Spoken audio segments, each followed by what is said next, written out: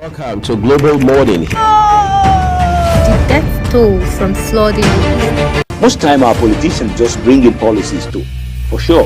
Incidentally, we have several more stories. The legislature was carefully crafted to 22.2% inflation rates as of April this year. What does that say about where we are as a country? I think Nigeria has resorted to being resilient. Before you call a police station, before they even leave, they'll take permission from I don't think there's really anything on ground to improve. We struggled as a strike. Minister of Education volunteered and said, give me 2 weeks. It was a lie.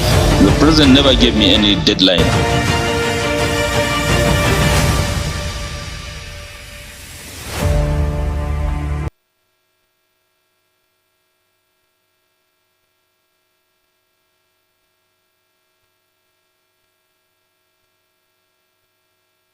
Welcome to Global Morning. The death toll from flooding. Most time our politicians just bring in policies too, for sure.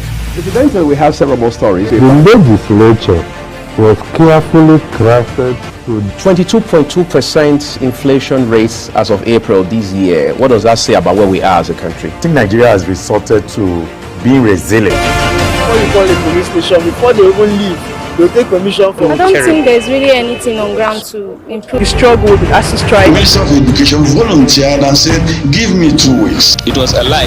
The president never gave me any deadline.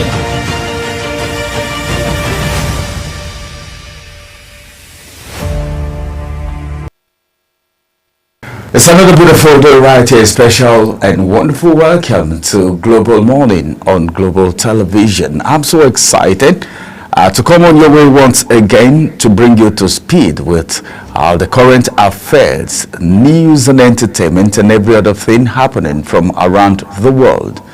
My name is Ramsey Enoch, and of course, as it is, so many things happening in the country, but the heat is coming more from the United States, where a lot of Nigerians are trying to decide their faith. What's next for them? Some persons are thinking, where do we go to from here? As I speak, some persons are already leaving to other countries. Others don't even know where to go and how to even get started with the whole deportation policy. The immigration policy of Donald Trump is taking tolls. Coming back to Nigeria, it's so beautiful that Nigerians are beginning to find their footings gradually, despite the hike in commodities, the hike in food price, the hike in fuel price. One very important thing is the fact that the wife of the president was able to, should I say, share money, or let me just use the word, help some Nigerians, average Nigerians, with a certain amount of money. I'm not telling you how much, but then the beneficiaries are so happy. But sometimes you will be forced to ask questions like, if I'm being given money today, what next when that money is finished? How many people have the intellectual to go into business? Because you don't just run into business. You must understand the rudiment of every business before you go into it. And some persons are of the opinion that even if you get into any kind of business in Nigeria here, it's very difficult to run businesses in Nigeria because of the economy, because of power. For instance, you need to buy a generating plant to run businesses, especially if your business is that one that has anything to do with power supply. And what will you ever do? What kind of business will you do that will not require power supply? Is it the point of sales business? You need to charge your POS, of course, the POS machine. The POS machine needs to be charged. So whatever you do, power is very essential in this country. And moving away from there, so many other things are happening. The fight in the People's Democratic Party is not near being over yet. The secretaries, I'm using secretaries because we have two secretaries in the People's Democratic Party right now, and that is the power tussle that's going on.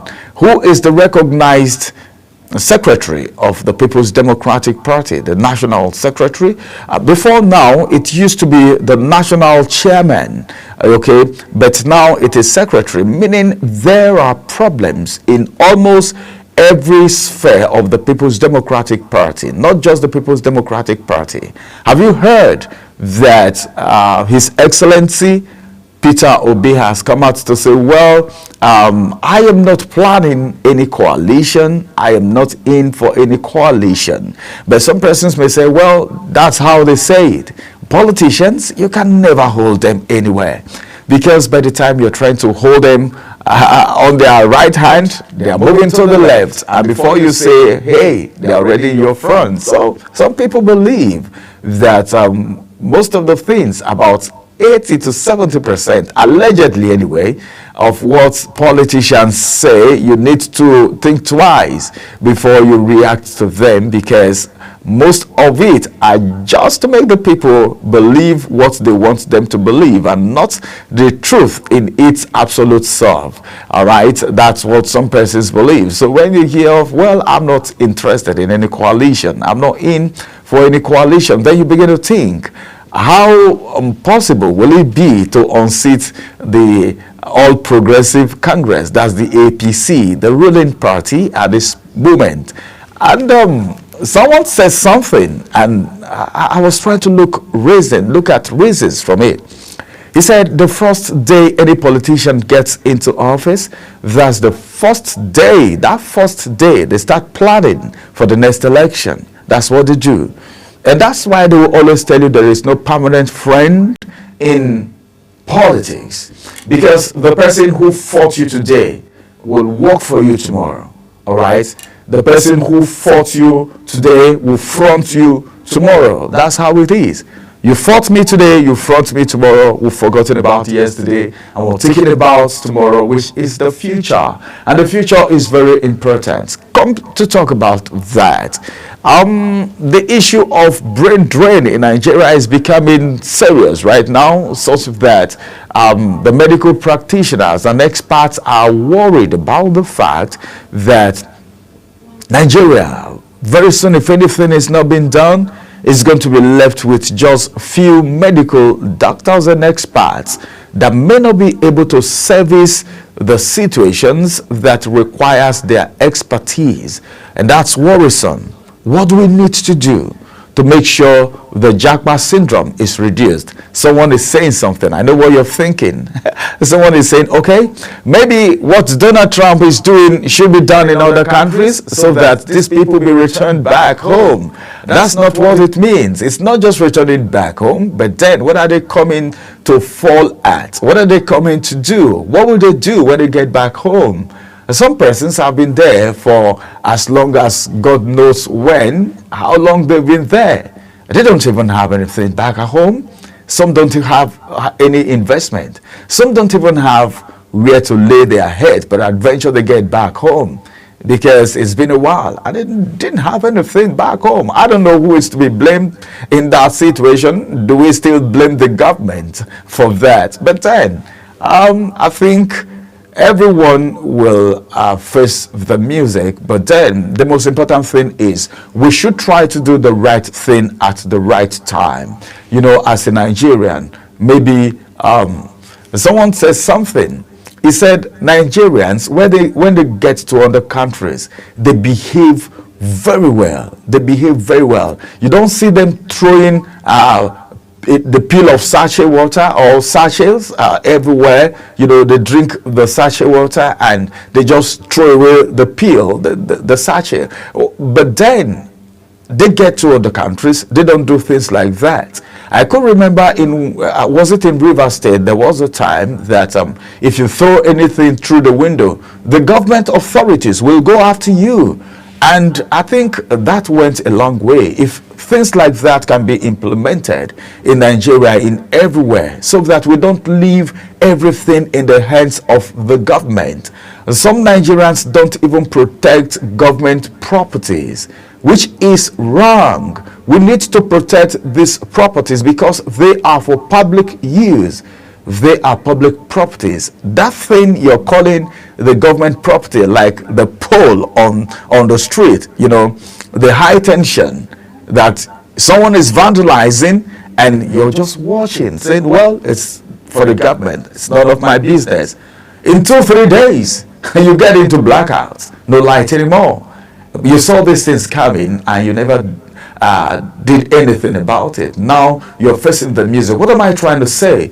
We all as Nigerians are supposed to join hands together to build this nation. It's a mentality thing.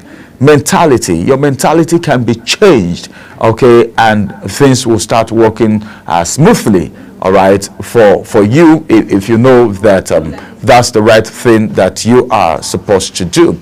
But as it is, I think one thing is very necessary and very important. Everyone in governance, all right, is trying their best, but sometimes you'll be forced to ask questions like, do they really know what they are doing? Are they doing the right thing? Is that what they are supposed to do? Have they forgotten that someone sent them there? Have they forgotten that some people are looking up to them? Anyone in governance is just like the father of the house. But then in Nigeria, if anything happened today, a lot of people tend to blame the number one citizen, which is the president. But then everyone have a role to play, because the president alone cannot do everything, all right? But because he's the father, he's the one in charge, the commander in chief, all right? Everything, whatever happens, people point an accusing finger to him. I talk about insecurity, for instance. The issue of what's happening in Kaduna State right now, you already know what I'm talking about. What's happening in Kaduna State right now, is it a welcome development? The issue of ex-bandits, integration, that's one. The negotiation, that's two. By the time you negotiate with them and there is terms, there is need for integration into the society, because these are people who destroy lives and property and never felt guilty about it.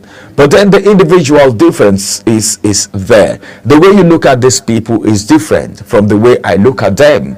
So different governors doing different things, and there is a call for governors in other states to do the same thing. All right, who is making this call? The governor of Kaduna State. But the governor has his reasons for doing what he's doing.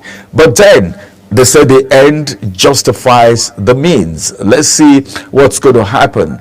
Will they want to go back at a particular point in time?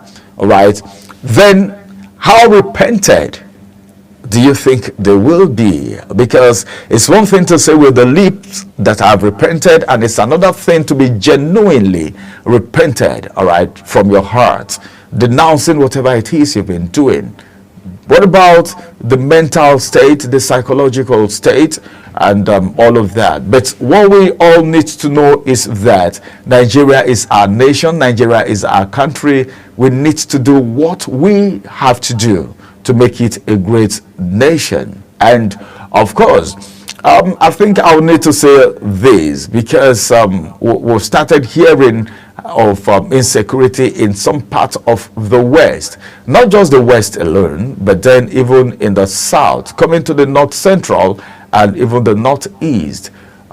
Something needs to be done. The issue of insecurity is not the assignment of just one person, because everyone have a role to play. What do I mean? This is exactly what I'm talking about. I mean, you who is living very close to someone who is living a fishy lifestyle, that is a suspect that you are avoiding because you feel this person might be someone that is a threat to the society as far as insecurity is concerned. If you know anyone like that, why not get to the authorities and let them know that this person is a threat, this person is a suspect, this person needs to be investigated. From the communities, you get to know who is who. the vigilantes can fish out people like that. But then sometimes you see these people being fished out, and someone will come from somewhere and say, release that person to me. Maybe because the person has a godfather somewhere, the person is being released, and before you know it, they go back into crime again. As a matter of fact, so many of those things are happening in Nigeria here. But what we need to do is that no matter who you are, if you have a godson, a goddaughter that you know is a threat to the society, there is nothing bad if you hand that person to the authorities, because one day that person might become a threat to yourself. All right, let's go on a quick break. After this break, we'll return, and it will be time for us to look at the national dailies. What are the papers saying this morning? Don't forget that on Global Morning, we'll bring you to speed with the national dailies. Then we will also have two very major conversations with experts adding their voice to the conversation. We'll begin with the newspapers, and that will be after this break. Do stay with us.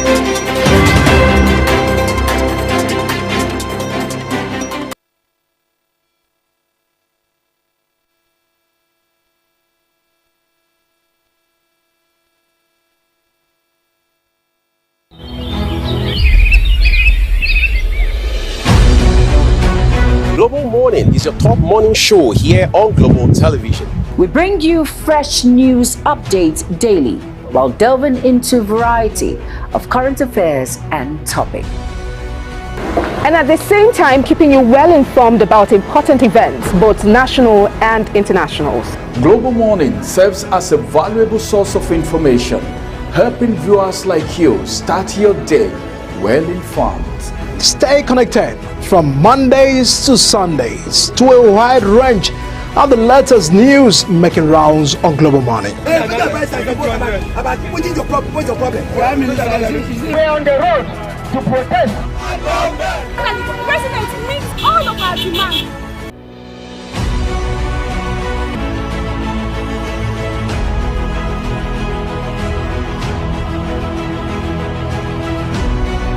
This is Global Morning.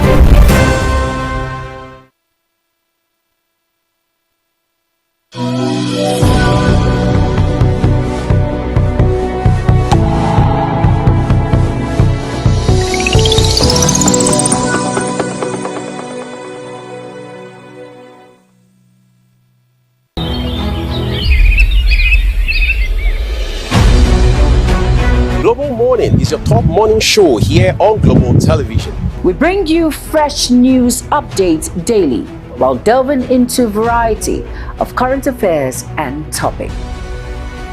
And at the same time, keeping you well informed about important events, both national and international. Global Morning serves as a valuable source of information, helping viewers like you start your day well informed. Stay connected from Mondays to Sundays to a wide range of the latest news making rounds on Global Morning. We're on the road to protest. The president meets all of our demands.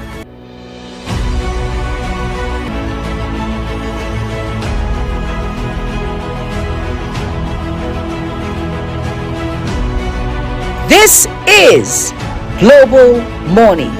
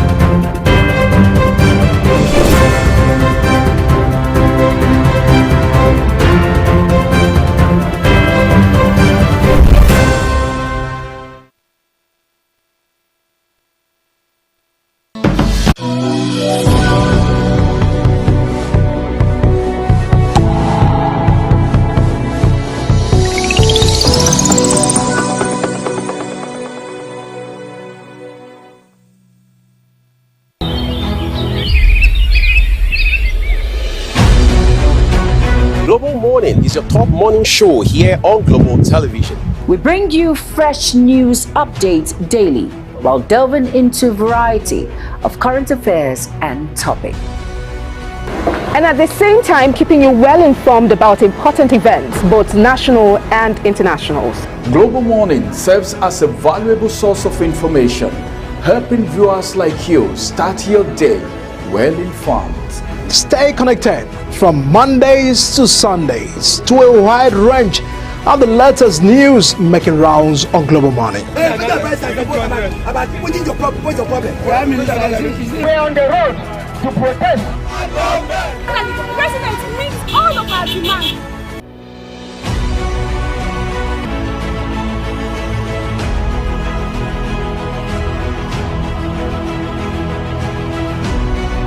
This is Global Morning.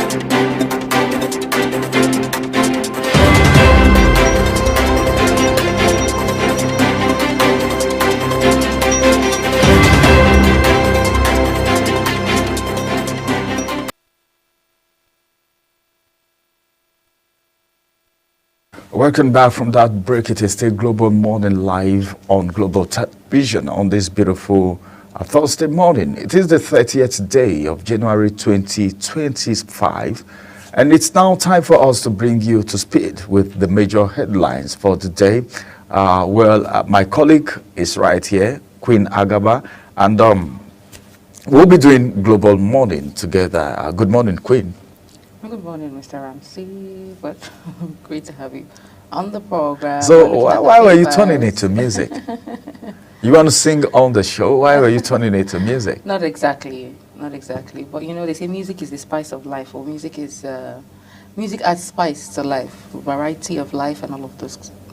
So Nigeria is right here, and it's that time where we need to bring Nigerians to speed with the major headlines. But then talking about national dailies and the kind of information that flies on social media these days, you know, what a lot of people do is by the time they go on social media, they try to correlate what they see on social media with the national dailies, because they feel these are national dailies where the editors are seated, where they know that if they give a wrong information, they will go in for it. So the kind of things flying on social media. You know, the social media is not censored, so anything goes. But then the National Daily is right here, and every story from here is strictly that of the news house. Beginning from the Punch newspaper this morning, the story right there looking at me here says, well, the tariff hike is everywhere, and so many things have been said about it. This morning on page 2 of the Punch newspaper, I have this one which says tariff hike. Labour plans telecoms boycotts. February 4 protests. All right. Labour plans telecoms boycotts. February 4 protests. The protest. First of all, it was NANS.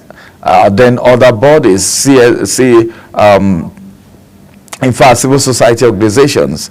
And now Labour is coming out to say, well, if nothing is being done, then something will be done, and that's protest. Details you can find on page 4 of the Punch newspaper. Now, a very big story right here which says injunctive orders against Obagbena. GHL orders stay. That's First Bank Council.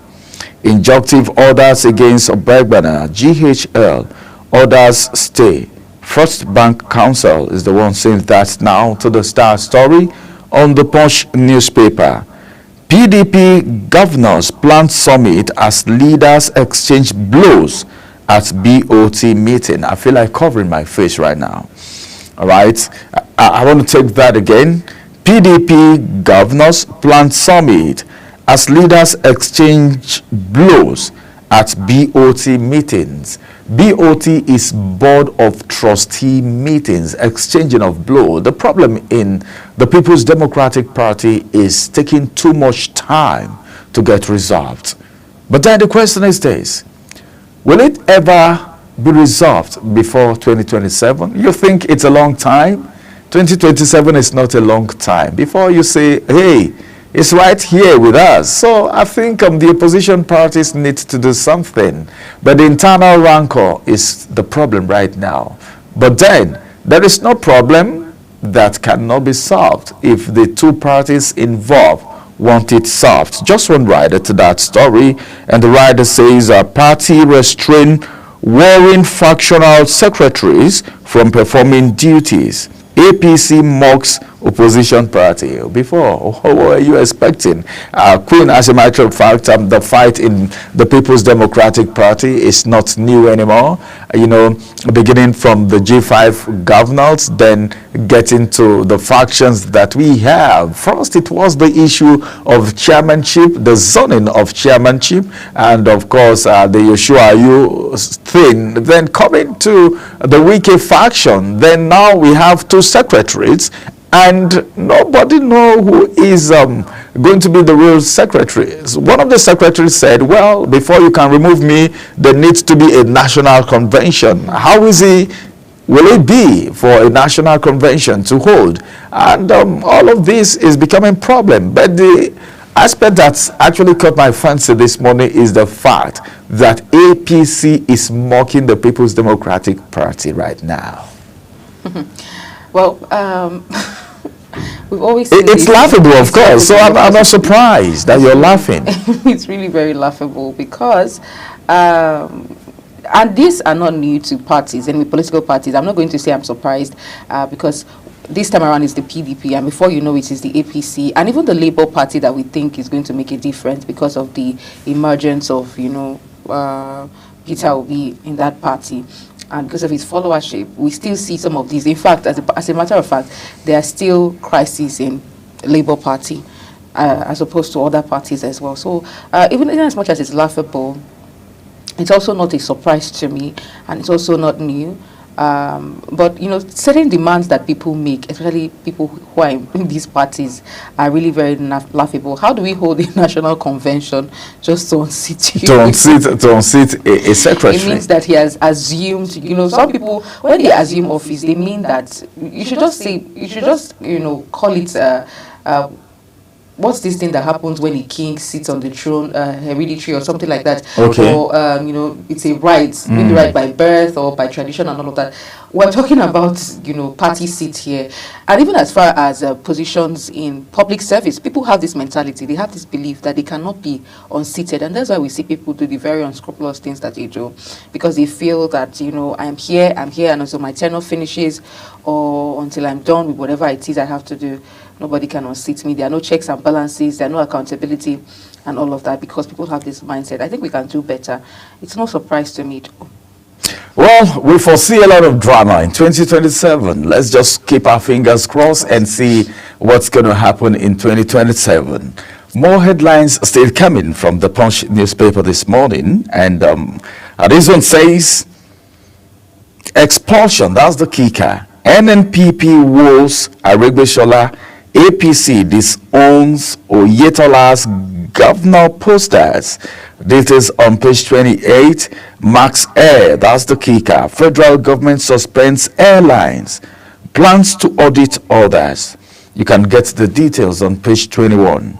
Then this one says Gani Adams faults Sultan's backing for Sharia in Southwest. Gani Adams faults Sultan's backing for Sharia in Southwest. Details on page 18. Police kill 5 kidnappers, recover 5.2 million naira in Ogun State. Details you can find on page 4 and 5 of the Punch newspaper. And this one says JAMB suspends law admission in Kwasu, Redeemers Varsity, and 6 others. If you want to know why, just pick a copy of the Punch newspaper and go through it, and just go straight to page 18. You will get to know why JAMB has suspended law admission in Kwasu, Redeemer Varsity, and 6 other universities. And that's the size of the headlines from the Punch newspaper as we get to the next paper. Well, let's now look at the Nation newspaper for you. On the front page of the Nation newspaper, big headline says, GHL, we flawed First Bank in court. We flawed First Bank in court. And we also have fracas at PDP national headquarters. Also, above the nameplate of the Nation newspaper right here, we have injunctive orders against Obiagbena, GHL, others stay, say FBN lawyers. Then I think we have an advertorial here, right here. Well, not so many headlines on the Nation newspaper. Those are the headlines we have on the front page of the Nation newspaper. Let's look at the Nigerian News Direct. All right, so I think the stories on that paper they are quite few, probably because the full page has been bought. The Nigerian News Direct has these headlines, and I'm beginning from the big story, which is the Star story this morning, and it says PDP leadership tussle deepens as Anyanwu Ude Okoye fights dirty over national secretary position. Well, this is about the People's Democratic Party. It's going to form a fulcrum of our discussion. One of our discussions this morning will have to touch on that because this is making rounds. And 3 riders to that story. The first rider says, Ude Okoye forced out of BOT meeting. Don't ride a dead horse to reach your destination. This is coming from Damagun as he warns party leaders. Then lastly, acting national chair condemns internal struggles, vows next meeting in February. All right. Well, I don't need to say much about this. This is politics right here. Can we say this is some form of game? Can we say this is some form of distraction? Some Nigerians may even be tempted to say, hey, come on. Are you sure someone somewhere is not instigating and causing this problem to make sure the People's Democratic Party, which is supposedly is to be the strongest opposition because Labour Party is just coming in NNPP, you know, the Kwankwaso party and all of that, they are not as strong as the People's Democratic Party that were in power for several years before they handed over to the APC. Now APC is mocking them because of this. Then get into fight. See adults fight in a BOT meeting is something else. But then, let's see what happens at the end of the day. But now to other headlines on the Nigerian News Direct. Over 900 individuals bag cash prize in FCMB Millionaire promo. Telcom tariff hike. NLC kicks vows to hold nationwide protest on February 4th. Maybe something will be done before then. But then, when you talk about strike action and NLC is involved, a lot of people seems to think somehow, why are they thinking like that? Let me tell you. You know, most times, Queen, we are very close to the people, those of us in the media space.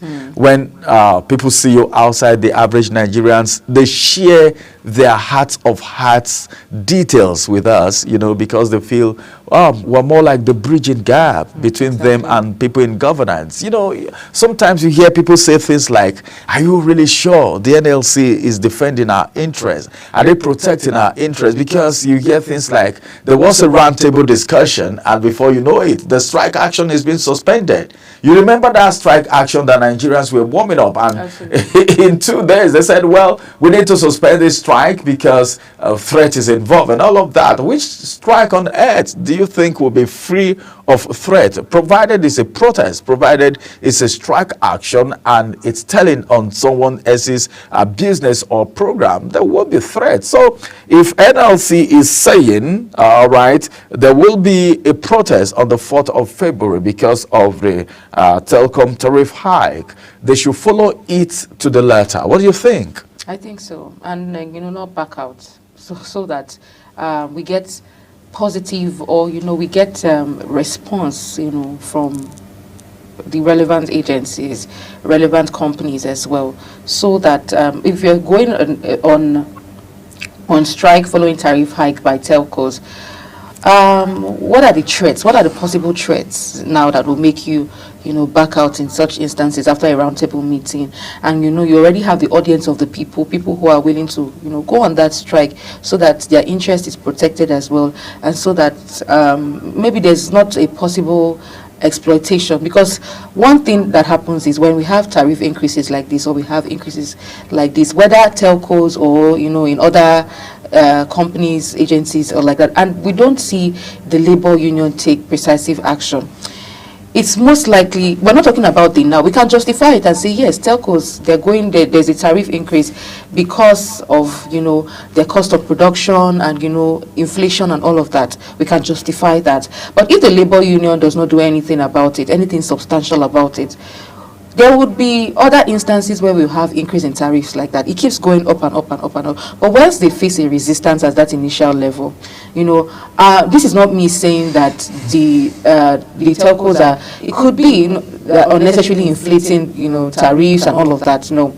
But I'm saying that the interest of Nigerians also needs to be protected, knowing, you know, how, number one, how hard the economy is, and so that we can have some sort of regulations somehow. That's why we have the labor union fighting for our interests, and we expect that if you say you are going on a strike, don't back out without, you know, tangible reasons or tangible explanation. See to it, at least let there be a strike, few days, you know, thereabout.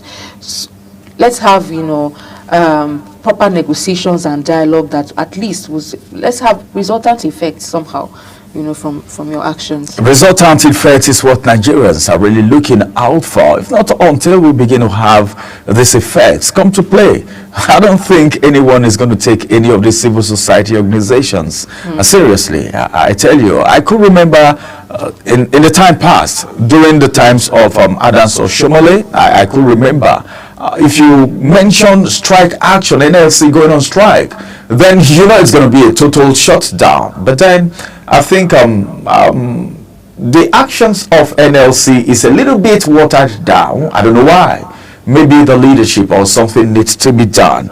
Now, Lagos unveiled 500 million naira subsidy intervention for poultry fish farmers. That fund is for these farmers. Details on page 2, and this one says Solomons Group success is evident of local content support and innovation coming from the GMD, and that's going to be the size of the headlines from the Nigerian News Direct. Over to you, Queen, for the next paper. All right, so that's all we have on the front page of the Nigerian News Direct. We have quite a number of stories, excuse me, on some of our national dailies. But now let's look at the Daily Times for you. Big story here says, thugs invade PDP National Secretariat over Anyanwu Ude fight. Not too many stories as well on the national dailies. But we have Lagos 2027. Diaspora Group plans mega endorsement rally for Sheyi Tinubu. Yes, there have been a lot of sides to the story about Sheyi Tinubu, the son of President Bola Ahmed Tinubu, coming out for governor as a governorship candidate in the next governorship election in Lagos State 2027, and he's to an extent gathering support from various groups. We've heard of the Arewa group in Lagos or something like that, and Youth Forum was thereabout, and now we're hearing of the diaspora group planning mega rally for him as a governorship candidate. And then there'll be speculations as well, side talks about the president and wanting to, after finishing with Lagos, he was governor of Lagos State, and he's regarded as a godfather and all of that, and then now his son, people there have been all sides to this news, different perspectives, some people, diverse opinion, people talking about how Lagos is not a family business or family affair, and what are the trajectory of Sheyi Tinubu, what has he done so far and all of that, and why people are questioning his competence, and all of that. Well, Plateau renews call for ranching to end farmer herders conflict. We also have FCT IRS 6 EFCC's partnership to enhance tax compliance. Tunji Ojo advocates technical skill acquisition in tertiary institutions. NLC to embark on nationwide protest over 50% telecom tariff hike. And then we have instant transfers hit 1.7. I want to believe this is trillion naira as bank accounts surged to 311.6 million. And these are the stories we have on the front page of the Daily Times. All right, thank you, Queen. Before we go for the AM news, let's quickly look at the Guardian newspaper, where we'll get started with the big story, which says spike in ailment pushes Nigerians care funding gap to 8.6 trillion naira. Then moving away from there, that's coming from the Kika, which says neglected tropical disease day. All right, as a result of the day that has been celebrated, that's why that headline is coming. Then this one says NLC to protest against 50% telecoms hike on Tuesday. Tinubu blurring line between state power, personal ambition, says Atiku. That's the opposition talking. I think this thing is just beyond statements being made now. It's just to settle the rift in the People's Democratic Party. Let's know if or not we have an opposition in Nigeria. Sultan backs Sharia law in Oyo Ekiti. This one says reps dismiss 400 million naira bribery allegation, blame varsity heads. 5 kidnappers killed in Ogun duel with police along Lagos-Ibadan Expressway. NCAA suspends Max Air over Kano near crash incident. Then this one says security economic concern as ECOWAS confirms Niger, Burkina Faso, Mali's withdrawal. Details you can find on page 6 of the Guardian newspaper, and that's going to be the size of the headlines on the Guardian newspaper this morning. And of course, Queen, it's time for us to make way for the AM news at the top of the hour, 8 o'clock. Yeah, that's how much we can take on the program. On our newspaper review, we've walked you through our national dailies. It's time for us to look at what the news is saying, bringing you the global AM news, after which we'll bring you topical discussions of national interest. Please stay with us. We'll be right back after the global AM news.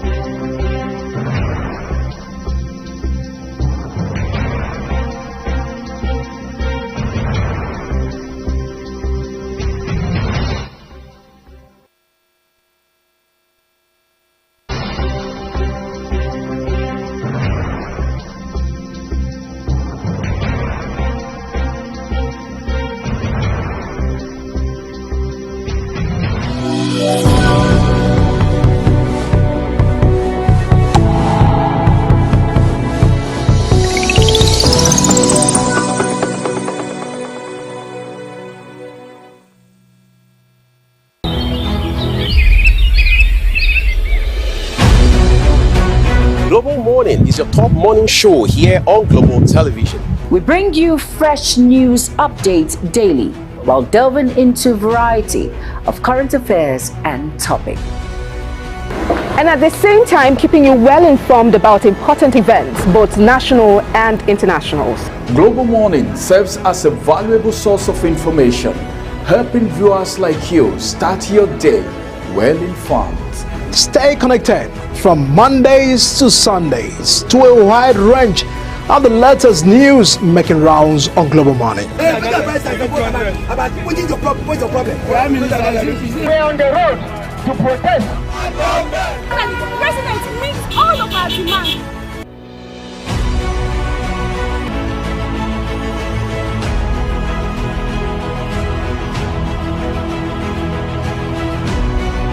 This is Global Morning.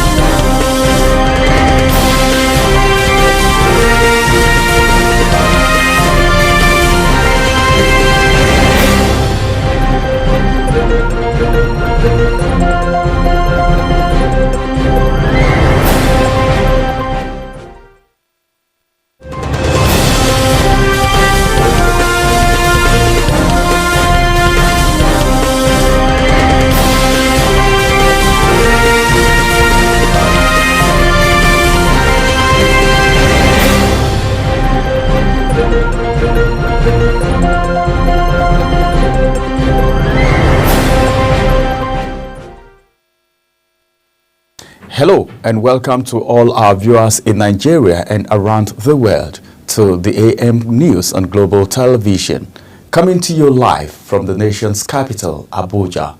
I am Ramsey Enoch Agbo.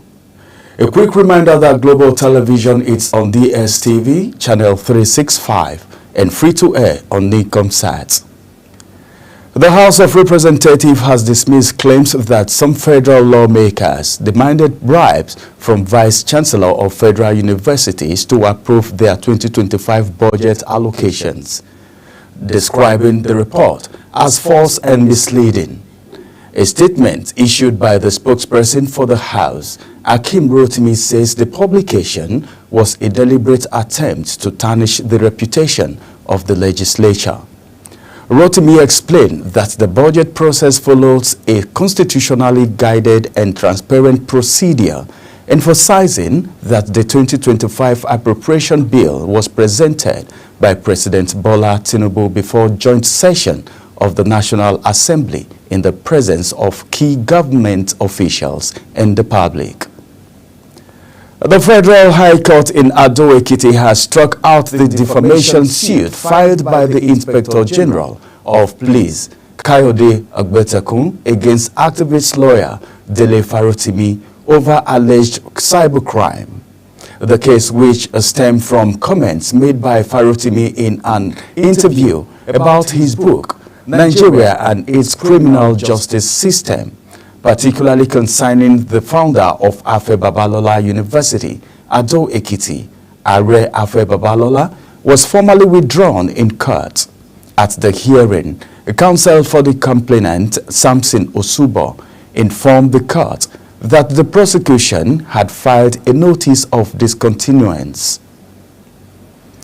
Imo State government has reinforced its commitment to improve healthcare delivery through technology. A 3-day training program focused on digitalizing data management in all 305 basic healthcare provision fund facilities, organized in partnership with the World Bank, has begun in Owerri, the capital. A was there and now reports. Vice President of Nigeria, Kashim Shettima, has flagged off the 5th edition of the Lake Chad Basin Governors Forum in Maiduguri, Borno State capital. Governors from the northeast region of Nigeria and those from the Lake Chad Basin countries of Niger, Cameroon and Chad are attending the forum under the Northeast Development Commission. Global Television correspondent Idris Jibril reports that the forum is being hosted by the Yobe State government. The 5th edition of the Lake Chad Basin Governors Forum is meant to address the shared challenges that transcend borders through rebuilding the Lake Chad Basin, consolidating gains, commitment to peace, security and sustainable development across the Lake Chad Basin. According to the Nigeria's Vice President, the federal government under President Bola Tinubu has remained consistent in improving regional collaboration across the Lake Chad region. This is the challenge before us, to transform the demographic dividend into a force for good. Power's true essence lies not just in its possession, but in its application. Hard power may secure borders, but it is soft power through diplomacy, culture, and shared values that builds bridges and binds us together. This is the vision that the Lake Chad Governors Forum seeks to pursue, whether through our collective commitment to the African Continental Free Trade Area or our contributions to advancing the United Nations Sustainable Development Goals. We must adopt partnerships that benefit us all. The choices we make today will echo through generations, shaping the future of this region. What binds us together supersedes whatever that divides us.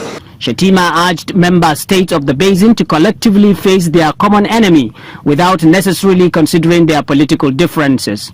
Element to what we can achieve collectively. Its localization through the territorial action plans highlights the importance of ownership and inclusion in our civilization efforts. Yobe State has directly benefited from the regional strategy for civilization, recovery and resilience framework through infrastructure rehabilitation, livelihood restoration and community cohesion projects. This reinforces the critical need for continued partnerships and innovative resource mobilization to amplify these successes. Finally, I would like to express my sincere appreciation to all excellencies, royal highnesses that are here, and other distinguished guests and personalities who have honored us with their presence today. It is truly a privilege to share this historic occasion with you, and I'm confident that through your collective efforts, we will continue to build a brighter, more resilient future for the people of the Lake Chad region. Once again, thank you all for your invaluable support. May Allah bless all of us and guide our efforts towards lasting peace and stability. In collaboration with national, regional and institutions, the Northeast is committing huge sum of resources in rebuilding the region hitherto affected by insurgencies and economic disturbances. The Lake Chad region has been severely threatened by a number of challenges within the last couple of years. Expert believes that member states are holding the key to combating the threats. However, within the next 3 days, these governors and other concerned stakeholders will brainstorm on various ways to improving peace and security as well as economic development of the region. From Maiduguri, Idris Jibrin reporting for Global Television News. The All Progressive Congress APC has blasted former Vice President Atiku Abubakar over his allegation that President Bola Tinubu's administration paid 50 million naira bribe to opposition parties to weaken their leadership ahead of the 2027 election. The opposition parties, however, denied receiving such inducement from the Tinubu-led government. The opposition parties, which includes the People's Democratic Party, New Nigeria People's Party, Labour Party and Social Democratic Party, debunked the allegation in separate interviews. The Nigerians in Diaspora Commission has said that the federal government is ready to welcome deported Nigerians from the United States. The Director of Media and Corporate Affairs of the Commission, Abdurrahman Balogun, in an interview said the Ministry of Foreign Affairs is in charge of such development. Balogun stated further that the federal government had already set up an interagency committee to handle the matter should Nigerians be deported from the United States. The federal government says it deported 828 illegal immigrants in 2024 as part of its intensified efforts to combat irregular migration and enhance national security. The Minister of Interior, Olubunmi Tunji Ojo, disclosed this at a media parley in Abuja, highlighting government's achievements. The minister stated that in the last 1 year, 137 victims of trafficking were intercepted, and in 2024 alone, 828 foreigners were repatriated by the Nigerian Immigration Service. Ogun State High Court in Abeokuta has nullified the installation of Alexander McGregor as the Olu of Ilawo, declaring the process as illegal and ordered him to cease parading himself as the monarch. Justice Olatuboku Majodomi, who delivered the ruling, condemned Ogun State government for proceeding with McGregor's installation despite pending court cases, describing the act as a blatant disregard for judicial authority. The court's decision followed a suit filed by the Ogunsayo Areku royal family of Ilayo, which contested the nomination process that led to McGregor's installation. Meanwhile, the Alaafin of Oyo Oba Abimbola Owode I has ordered the immediate dissolution of an unauthorized coronation committee allegedly set up by a group of individuals without his approval. In a statement in Ibadan, the Oyo State capital, The monarch warned that any further meetings or activities related to the committee would be considered illegal and would not be tolerated. Oba Owode emphasized that any committee or event related to his coronation must receive prior approval from his office. Benue State government has launched a 5-year action plan on durable solutions aimed at providing humanitarian response to internally displaced persons across the state.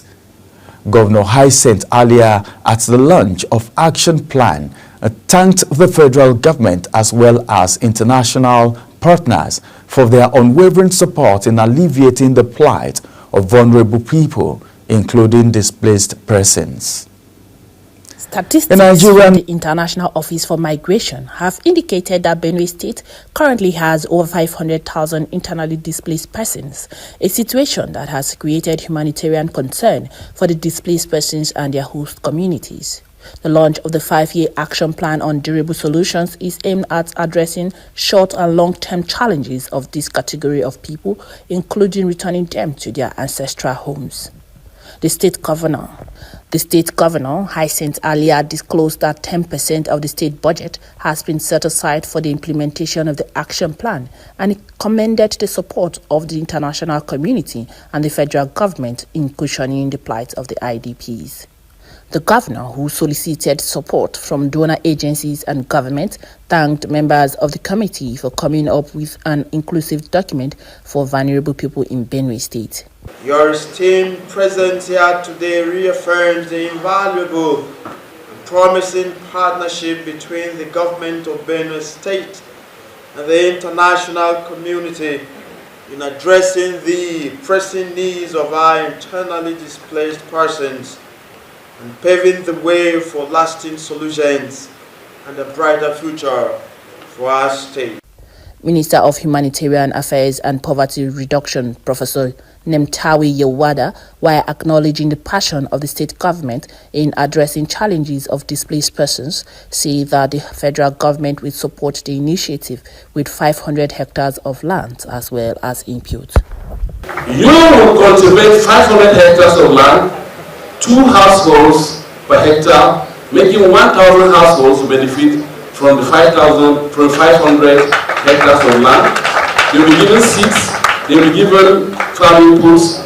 30% of the land, but 30% of the farm will be given to the locals. That's the host community. 70% will be given to the IDPs. For the international partners, they are committed to the implementation of the plan. This is coming after the government had given 280 hectares cluster farmlands for internally displaced persons to build resilience and promote self-sustainability. In Makudi, Felicity Ndere reporting for Global TV News. Nigerian medical professional Dr. Chinonso Ogemba, popularly known as Aproko Doctor, on social media has raised concern over the country's healthcare system following the report pause in the United States funding to the President's emergency plan for AIDS relief. In a post via X, he warned that Nigeria cannot continue to rely on donations for its healthcare needs with the pause in U.S. foreign aid. He noted that Nigeria may witness a rise in HIV, tuberculosis, and malaria infections. The federal government has launched the Maternal and Neonatal Mortality Reduction Innovation Initiative in Kano to address the alarming rates of maternal and neonatal mortality in the country. Speaking at the launch, Professor Mohammed Ali Pate, Coordinating Minister of Health and Social Welfare, represented by Dr. Ashiru Adamu Abubakar, emphasized the importance of the initiative in with the President Bola Ahmed Tinubu's directive to tackle maternal and child mortality. Dr. Dayo Adeyanju, the national coordinator of the initiative, stated that the Nigerian accounts for 20% of the global burden of maternal and child mortality, with Kano State being the most affected. He noted that the initiative will focus on improving access to quality healthcare facilities, transportation for pregnant women, upgrading care centers and training healthcare workers. Governor Basi Otu of Cross River State has disclosed that no part of the state's territory will be surrounded or surrendered to neighboring states. In recent times, there have been severe issues in the state, including border skirmishes and invasions by influxes of strange men, reportedly from the Sahelian region in the guise of miners.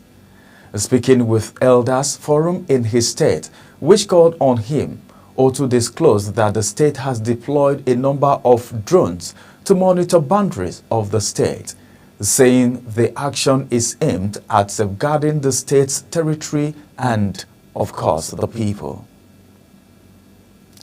Tensions flare at the Federal High Court in Abuja as protesters under the End Bad Governance movement accuse security forces of intimidation while demanding the immediate release of activist and journalist Omoyele Sowore. Amid heavy police presence, a protester expressed frustration over what he described as misplaced priority by the authorities.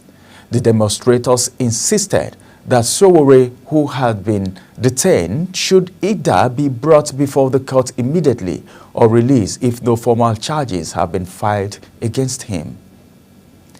You're watching the live broadcast of AM News on Global Television, coming to you from the nation's capital, Abuja. When AM News return, Trump offers millions of federal workers 8 months to pay to resign. We shall bring you those details as well as that of business and sports stories right after the break. Please stay with us.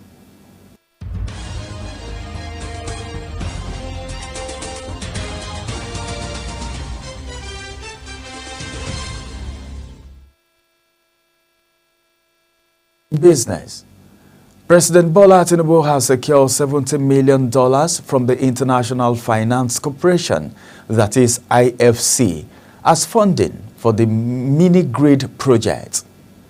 The president secured the fund at the African Energy Summit, which ended on Tuesday in Dar es Salaam, Tanzania. The fund is part of $1 billion facility set up by the corporation through grants from the Rockefeller Foundation and the African Development Bank. The Economic Community of West African States, that is ECOWAS, has announced that despite the official withdrawal of Burkina Faso, Mali, and Niger from the bloc on Wednesday, citizens and businesses from these countries will continue to enjoy key benefits of membership to maintain regional stability. ECOWAS assured that passports and identity cards bearing its logo will remain valid for travel within the region. Trade and economic activities will provide and proceed under the existing ECOWAS Trade Liberation Scheme, allowing goods and services from the three countries to move freely.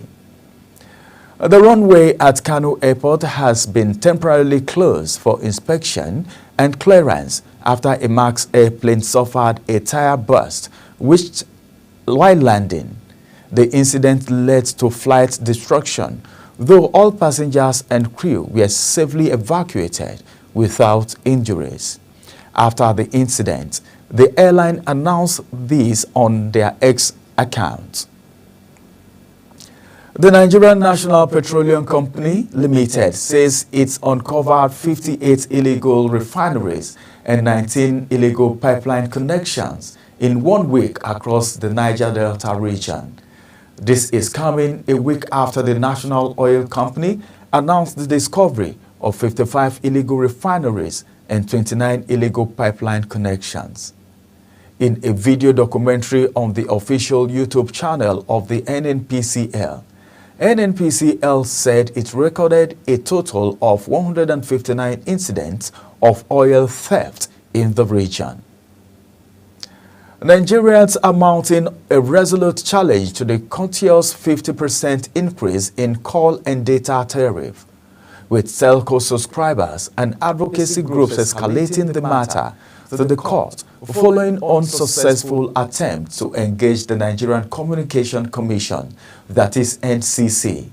The National Association of Telecommunication Subscribers declared its intention to initiate legal proceedings against the telecom regulators, citing the NCC's failure to address the demand for a reduction of the tariff hike to a mere acceptable 10%.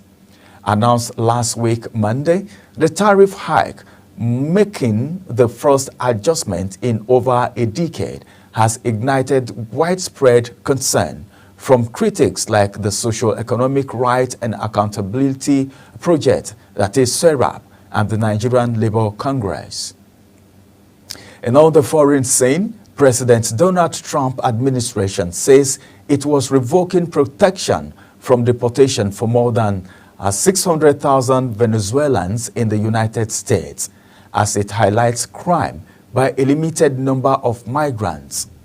Former President Joe Biden had extended temporary protected status, or TPS, for another 18 months, just days before Trump returned to the White House last week, pledging to carry out a mass deportation of migrants. The United States has officially notified the Secretary General of its withdrawal from the Paris Climate Agreement effective January 27, 2026. UN spokesperson Stephen Jarry announced this at a news briefing in New York. The historic accord reached by 193 countries in December 2015 to keep temperature rises below 1.50 centigrade above pre-industrial level was signed by the U.S. on April 22, 2016. President Donald Trump has offered boycott packages to almost all federal workers who do not want to return to the office, a major move designed to shrink the U.S. government. In an email sent to the million of employees, his administration told workers they had to decide by 6th of February whether they wanted to be part of the deferred resignation program.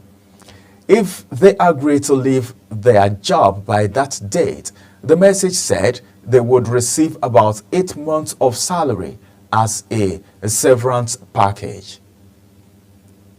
The Australian government has been told by Moscow that one of its citizens in Russian captivity is still alive.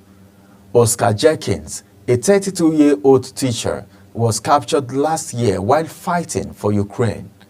Earlier, there were reports that Jenkins had been killed while in captivity, with the Australian government citing grave concern for his welfare. Ukraine said its forces successfully hit an oil refinery in the Russian town of Ksovo, around 800 kilometers from the front line in eastern Ukraine. A Ford drone hit a local company depot, Ukrainian media said, adding that the facility suffered significant damage. Videos posted on social media show large flame rising over an industrial facility. And now in sports. Nigerian striker Victor Boniface is set to trade European glory for the riches of the Saudi Pro League, as Al Nassr has reportedly sealed a blockbuster €60 million deal to lure the Bayern Leverkusen forward to the Middle East. The transfer, which escalated from whisper to imminent reality in just 48 hours, is set to shake up both Bundesliga and Saudi football landscape. Victor Boniface was instrumental in Leverkusen's historic double triumph last season, delivering 21 goals and 10 assists in just 34 games. Football administrators and stakeholders have expressed optimism about Nigeria's chances following the 2025 African Cup of Nations draw, describing the group as favorable but urging caution against complacency. The Super Eagles were placed in Group C alongside Tunisia, Uganda and Tanzania. The president of the Nigerian Football Federation, NFF, Ibrahim Musa Gusau, described the draw as fair, expressing optimism about the Super Eagles' ability to qualify for the group. Neymar's time in Saudi Arabia came to an end after he mutually agreed to terminate his contract with Al Hilal. The 32-year-old Brazil record goal scorer is expected to sign a short-term deal at Santos, where he began his career. The termination of his contract at Al Hilal was considered the biggest step, according to sources close to Neymar. As Global Television AM News come to an end, we want to say thank you for watching. My name is Ramsey Enoch. Many thanks for watching.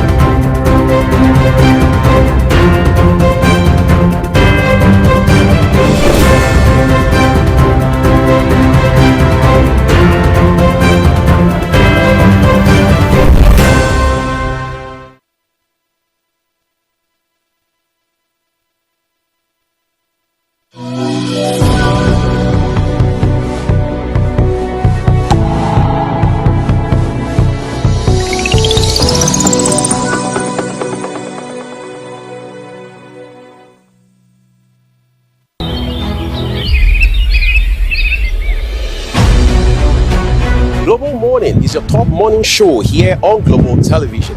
We bring you fresh news updates daily while delving into a variety of current affairs and topics. And at the same time, keeping you well informed about important events, both national and internationals. Global Morning serves as a valuable source of information, helping viewers like you start your day well informed. Stay connected from Mondays to Sundays to a wide range of the latest news making rounds on Global Morning. We're on the road to protest.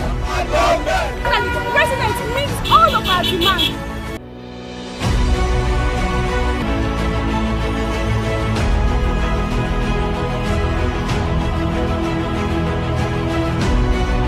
This is Global Morning.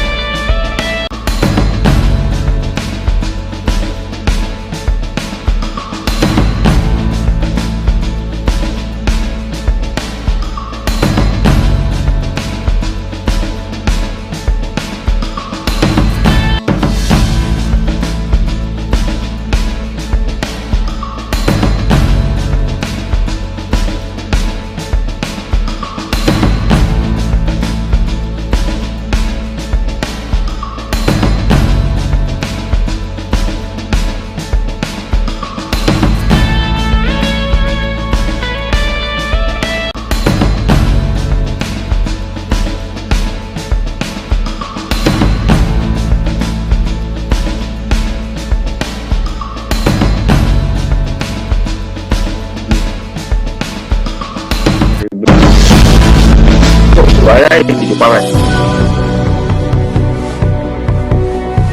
ẹ̀wọ̀ àlẹ́yìn ní pápá wọ́n rí má disturb ní káfíń.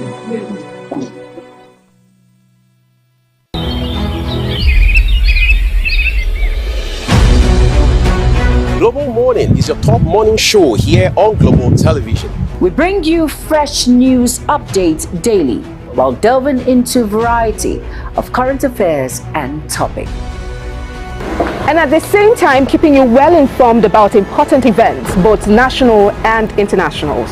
Global Morning serves as a valuable source of information, helping viewers like you start your day well informed.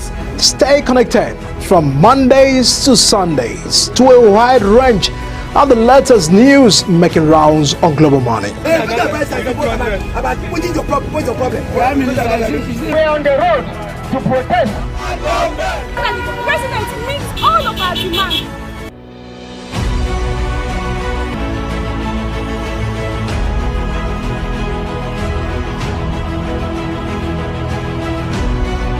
This is Global Morning.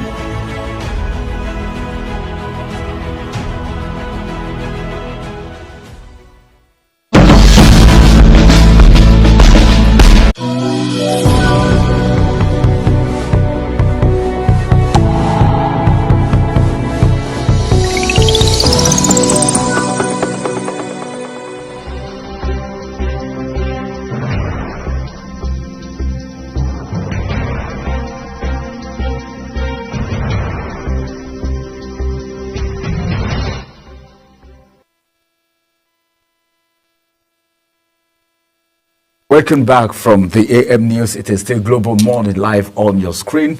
It's now time for us to get into the first conversation. From the national dailies today, you can see that there's a lot happening in the People's Democratic Party. Not just the People's Democratic Party alone.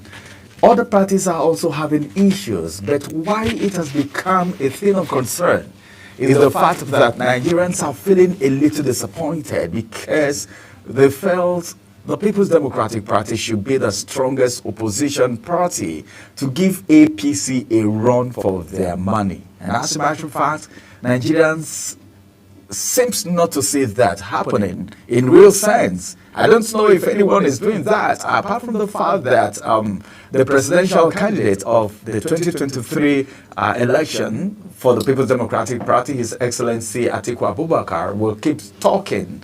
Apart from that, I think opposition is far beyond just talking, all right?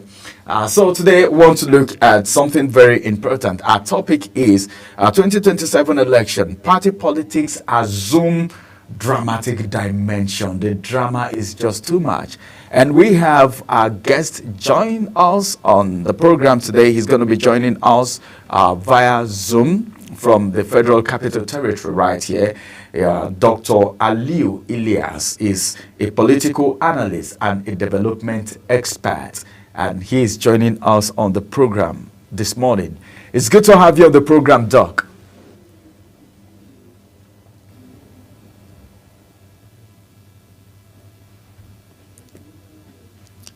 Thanks for joining us. All right, we're looking at the drama and the 2027 election in view.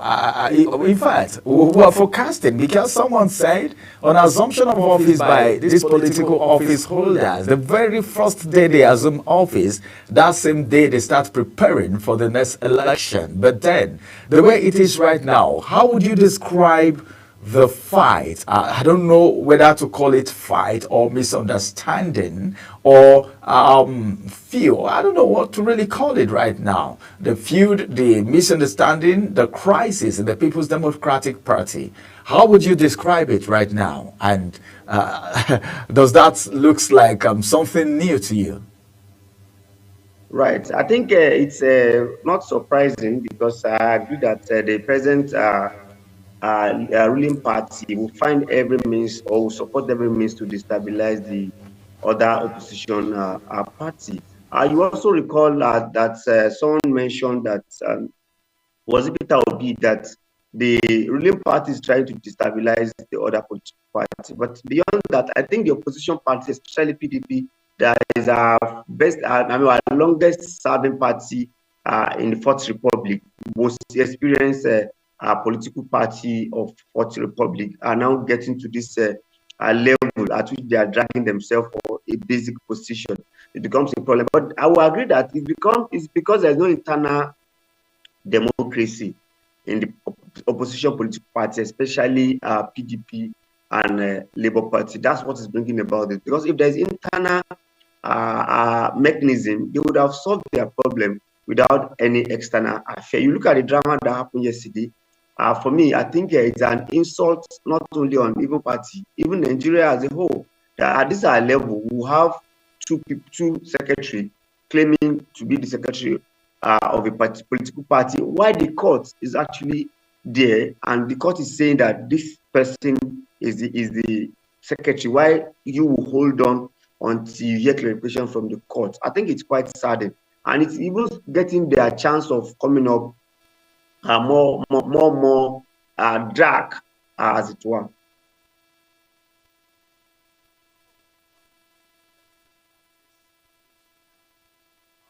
A lot of Nigerians are actually thinking that there might be an undertone to destabilize the People's Democratic Party or probably the opposition. Now, this is the question.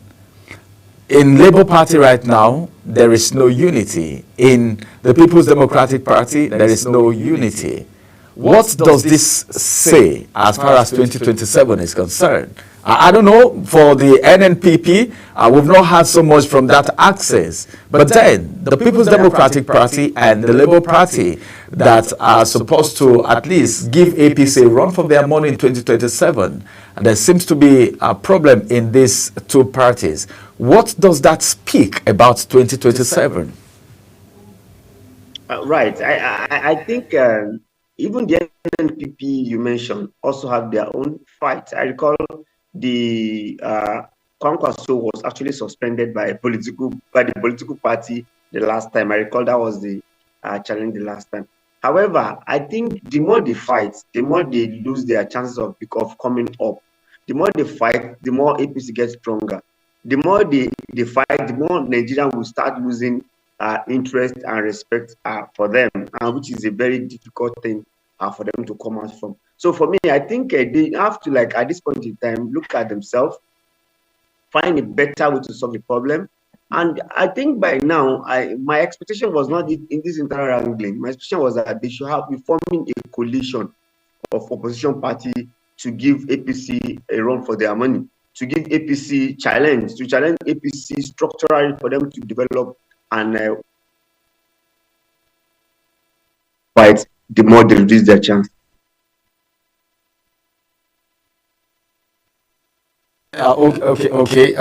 Let me just cut in a little bit. Talking about coalition, there was this statement coming from the presidential candidate of the Labour Party, talking about Peter Obi, and from his statement, it appears as if right now there is nothing like coalition in his agenda.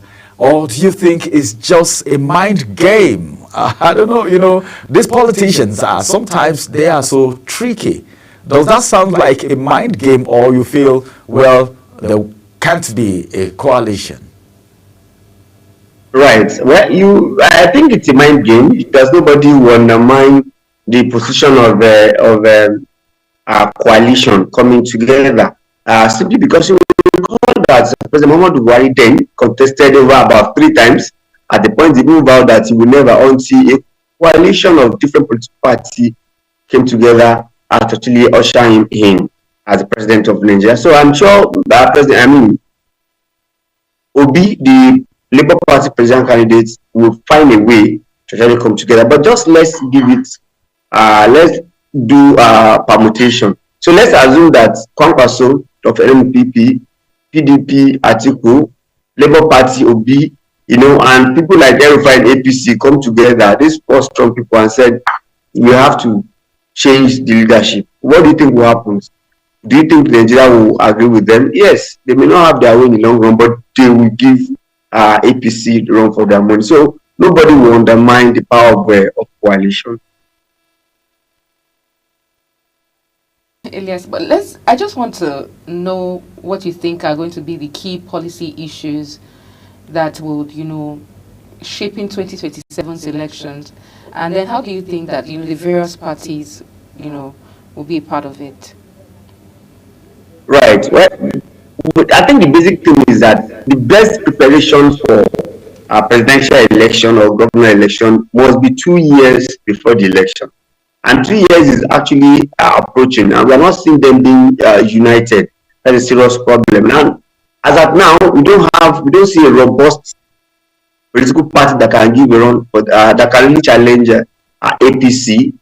So they need to do what they can do. And in terms of policy framework, I think this is the right time for also political party to start agitating for INEC to actually do the needful where you think there is a that will affect the opposition party. You can go ahead and say no, this will need to be structured. Electoral voting, all those things must come to the constitutions. These are the responsibility of political parties to go to National Assembly and agitate to strengthen the system so that they will not be shortchanged and will not see someone rig elections. So for me, first and foremost, party needs to come together 2 years to have their presidential candidate planned and they start moving. Also, there's a policy framework. National Assembly must start looking at reviewing any challenges that we have in terms of framework that we can adopted before the political party. I think with that, we can say yes, the party are preparing for 2027, while the INEC is being also pushed to do more to prepare for the 2027 election.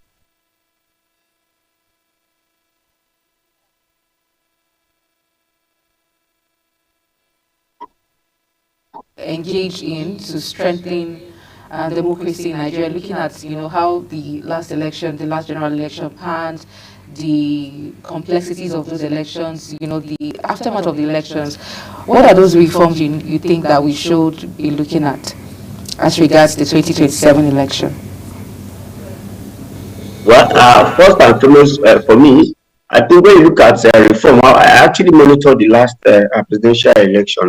So I think the first thing we need to look at is to strengthen our logistics, is to even unbundle INEC. If you ask me personally, why do I say so? I think we should separate the logistics of the election and the declaration of the election into two. Because if it appears that the job is too much for INEC to handle, because they have to do logistics part, they have to do the administrative part, they have to do the policy part of it. So we have to look at it holistically and see if you can bundle them, that you will do logistics for election, you will do the administrative work for the election, so that we can have that confidence that ballot paper will not delay, that the movement of items will not delay, declaration of results will not have inconclusive.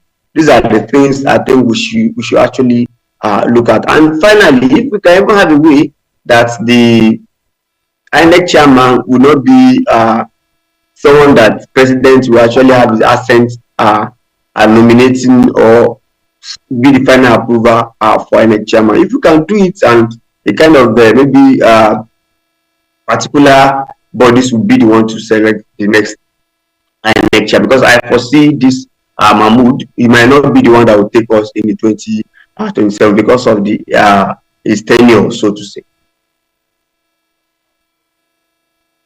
Those are responses. Let's still look at the People's Democratic Party, the crisis.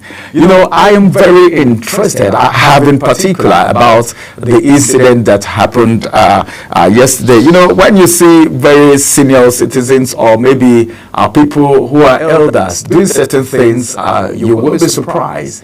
And after that incident, APC, according to the paper, the Punch newspaper to be specific, APC is now mocking the PDP. And as a matter of fact, APC too, there have been one or two pocket of issues in some states in the APC. But then, do you think there might be an undertone to what is happening in the People's Democratic Party? Why am I saying this? This is because of the cross-carpeting issue. People you saw in PDP the other time, and some of them are now in APC, people in APC now in PDP. Do you think there might be some undertones? Well, and that's why we said the political party in Nigeria does not have ideology. And that's what's bringing about people cross-carpeting, as that when they just think it to their favor.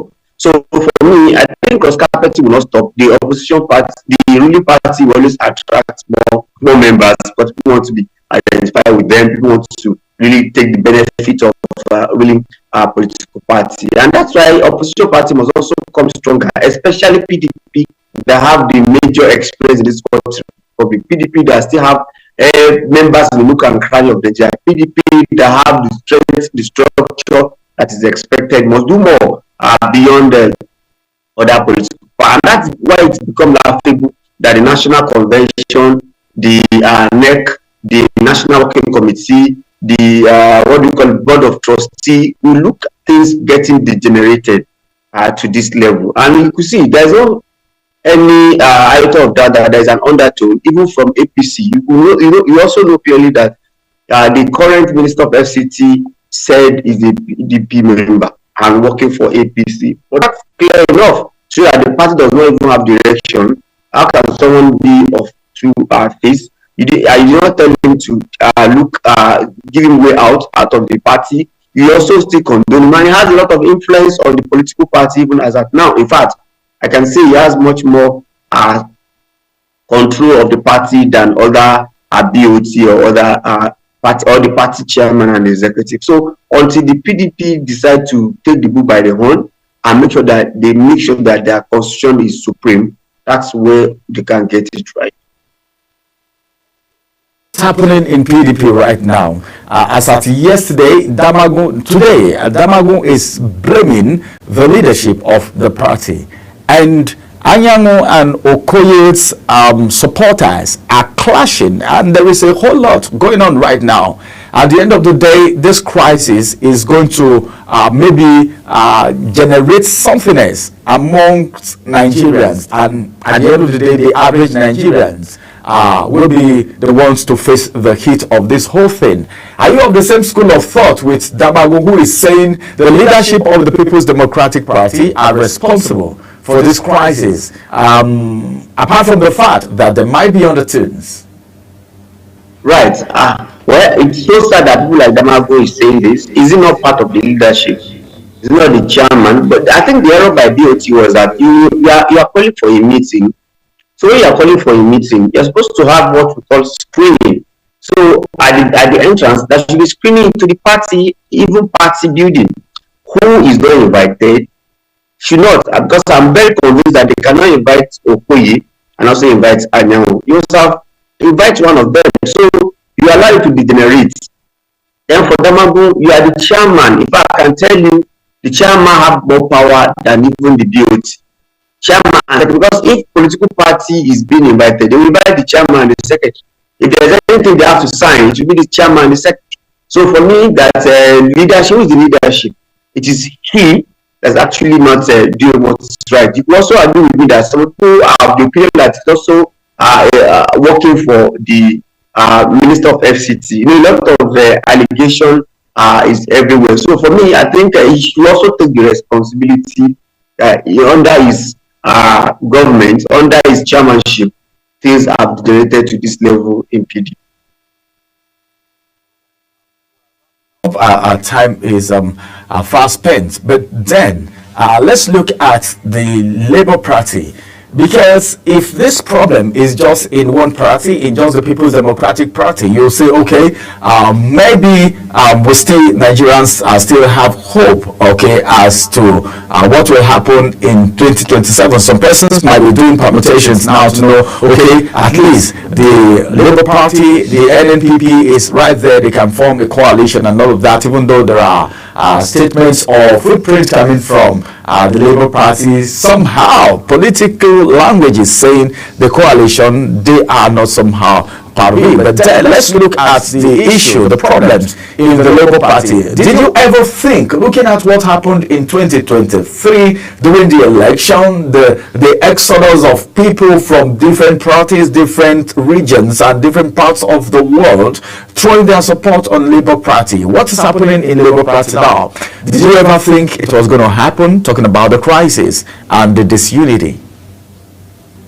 Right. I think President Obi, the president candidate, is not leading the party well, if you ask me, because the chairman of the party is doing another way. Obi is doing another way, and I think Obi is in a position to call everybody together as a leader of the party and say, okay, we sacrifice this, we do this, because it's about negotiation. Because the chairman will say, I'm the chairman, until court say I'm not the chairman.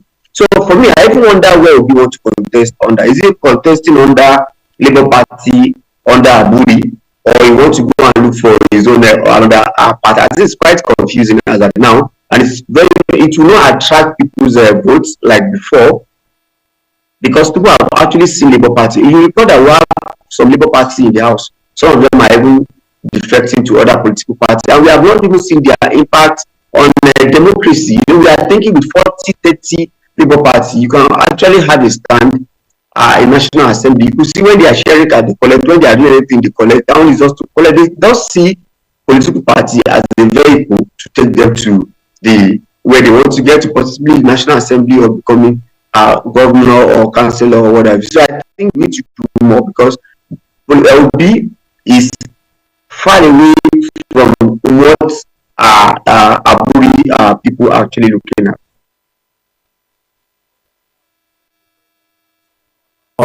Continue this conversation. I would have loved to ask a few more questions, but then I think some of the time we may have this conversation again. A very big thank you to you, Dr. For being part of the program. All right, Dr. Aliu Ilyas, out of your busy schedule, you decided to start your day with us. Thanks for joining us. Part of the program. Thank you for having me. All right, well, Queen, as it is, I think there is a handwriting on the wall, and you need a third eye to really understand what the handwriting is. But no matter what it is, if you are in a particular party and you know the objective of that party, you know the vision, you know where that party is going to, you know the agendas of the party, and things like this starts happening, I think you should even wake up to the call. Even if you feel someone is responsible, you should at least hold on to the mandate, to what the party stands for. Because joining a party in the first place to be a card-carrying member of a particular party, it means you have accepted everything, the vision of the party. So as it is right now, I don't know what's happening, but I don't think APC have a position right now. I don't think so. I don't think they have anyone. Who would you say? PDP or Labour Party or NNPP or Sure's party? I don't know. But they'll sure have an opposition when there's a coalition. When there's a coalition. Right. Let's see what happens if PDP and Labour Party and the other parties will form a coalition to give the All Progressive Congress a run for their money. 2027 is right here. You don't know, but then time flies so much, especially when it comes to politics. Let's keep our fingers crossed and see what's going to happen in 2027. When is this drama going to come to an end? Well, we will go on a quick break. On return, we will get in for the next conversation where we look at the plight of our Nigerian brothers and sisters in the United States of America, taking into consideration the immigration policies of the newly inaugurated president, second term anyway, of the United States of America, Donald Trump. And that will be coming after this break. Stay with us.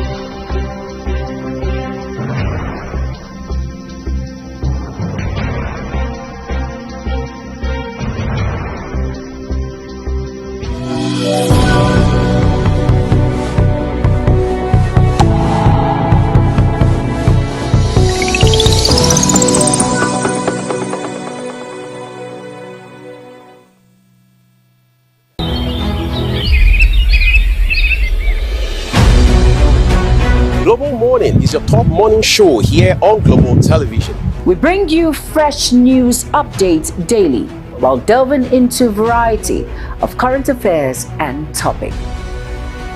And at the same time, keeping you well informed about important events, both national and international. Global Morning serves as a valuable source of information, helping viewers like you start your day well informed. Stay connected from Mondays to Sundays to a wide range of the latest news making rounds on Global Morning. We're on the road to protest. The president meets all of our demands.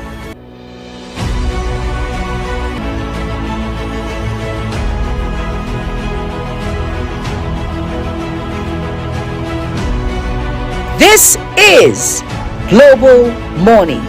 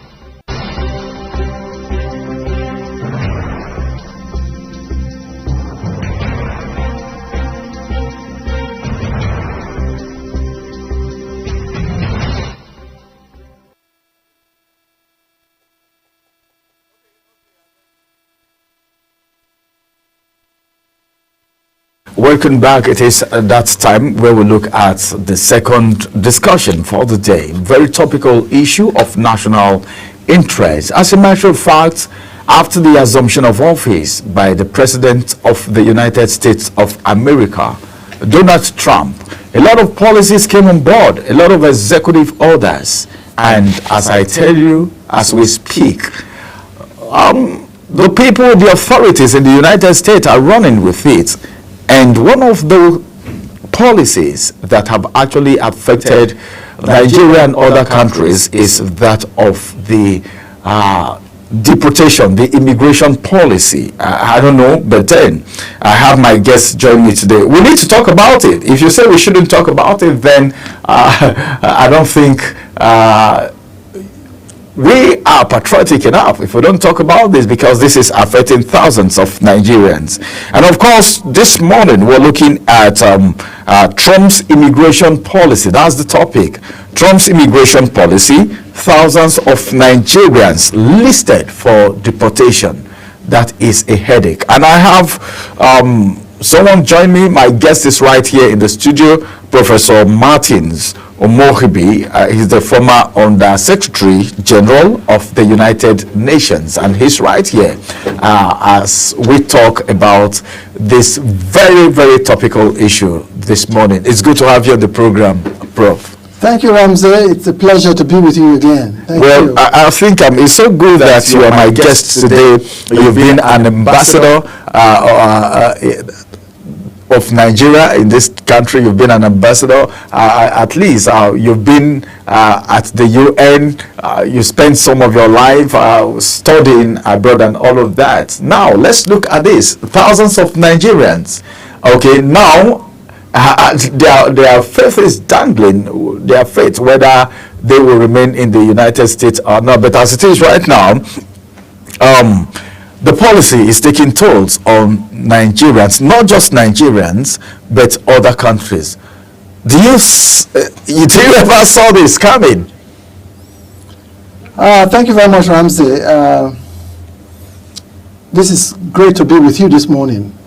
And the topic we have chosen for our conversation this morning is very, very apt and very timely, given the realities on the global stage. So I think many of the people in the audience will be very glad to hear us exchange our views on this very topical issue. One of the greatest qualities of humans is movement. We have to move. I moved from my house to this place this morning. But this movement is historical. We've been moving for centuries. America, the indigenous people that formed America were indigenous to that place. They are not the ones who are really dominant now in that place. Some migrants came from Europe and elsewhere and took over that place, more or less. So immigration is normal, really. Or migration, rather, is normal. But to return to the topic of our discussion in the real sense of the word, with so much news so much information is being given about, and topicalization is being made out of this whole subject of Trump's immigration policy. And what is Trump saying? Trump is saying that go back to your shithole countries. I'm sorry to use that word. I'm using it in quote. That's very Trump, actually, to speak in those terms. If he read a little bit of history, we discover that he himself, his ancestors, were not indigenous to America. They came from shithole countries too and went to that place where he is today. But he is looking at it differently because the times are also different. But he should also reflect on history and see where he comes from.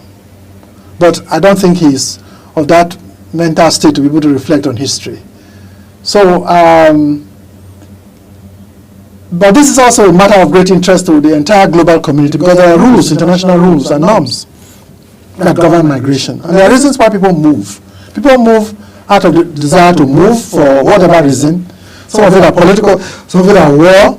And there are international rules governing movement and immigration. And how those who have moved for whatever reasons have moved. So have we thrown all these rules and norms and the records of history into oblivion just because we want to serve your own interest at this time? I know that with the emergence of states from kingdoms, national interest comes first. So President Trump is right to talk about America first. And in our last conversation, I spoke about the need to prioritize national interest. But you also live in a global village. You live in a world that is different, that collaboration and cooperation and interactions are norms of the present world. Are you going to pretend that you are an island to yourself and that you alone can do it? Let's see how it goes. Let's see how you handle issues, global issues such as terrorism, global issues such as environmental degradation, global issues such as proliferation of small arms and light weapons, and pollution, the destruction of the ozone layer, and all these critical issues. How do you alone as one country, living in a world of your own, how can you pursue those issues?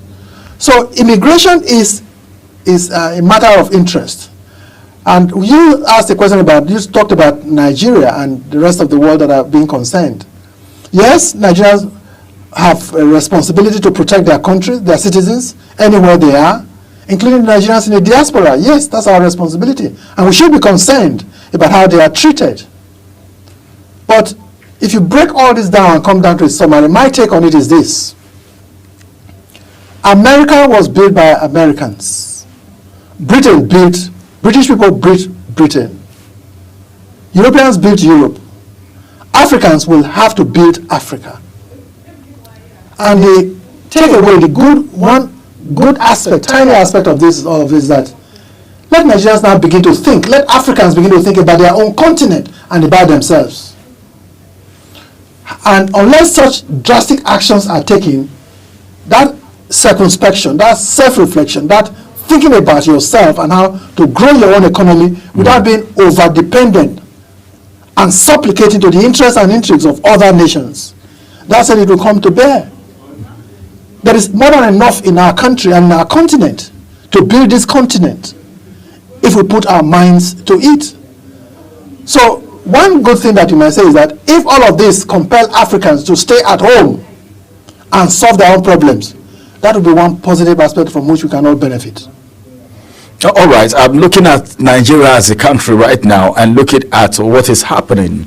Do you think if peradventure, because about 390,000 Nigerians may be facing this deportation, do you think we have what it takes, all right, to keep these people? One of the things we need to take into cognizance is some of these persons don't even know where to come to. Some have been there all their lives, and some, as we speak, may not want to come to Nigeria. But peradventure, looking at the economic situation and the kind of insecurity situation that we have here, cybercrime and all of that, national security, don't you think maybe the deportation of these people might put Nigeria under some form of threat, looking at the kind of activity that some of these people might be involved in wherever they are, taking into cognizance our current economic challenge? No, my views are very different on this with yours, Ramsey. I don't think it poses any threat to the stability and progress and development of our country. Rather, I think it will increase the potential of our country. Those people have certain skills that they can bring in. Those people will now know that this is where their destiny is, and that they have a responsibility to make a difference here. Whatever Nigeria becomes is not going to be done by others. It's going to be done by Nigerians. If we have a problem today, the problem of Nigeria is not God. The problem of Nigeria is Nigerians. Once we make up our mind to be who we want to be, that is what will happen. And when you bring people like this, who have skills, who have been pushed out of other parts to this country, they will definitely transform their knowledge and skills into this country. And let us begin to think Nigerian, really. That is what will change the narrative in this country. If all we hope for is to japa one day, tell me, who will nature abhors vacuum? When you japa, you are taking out historically, physically, mentally, and everything out of this space. But if you stay, and you have to stay to survive, you will think about how you will bring your skills and knowledge to develop the society in which God, out of his own goodwill, created you. None of us lobbied God to be Nigerians. And God never makes a mistake. So if you were born in Nigeria, and you think that the grass is greener outside for you, therefore you must go there, you are playing God to yourself. I'm not saying that you cannot go out and get benefits from there, skills that you can bring in to develop your country. But don't think that God fouled by making you a Nigerian. The destiny of Nigeria is in the hands of Nigerians. And whatever it takes to make Nigerians develop their own society, focus on it. That will make the difference in our history. Nigeria will not be developed by outsiders. Don't ever get it wrong. Subjugation, suppression, humiliation and insult, exploitation is the national interest, quote and unquote, of the nations with whom you have interacted for centuries.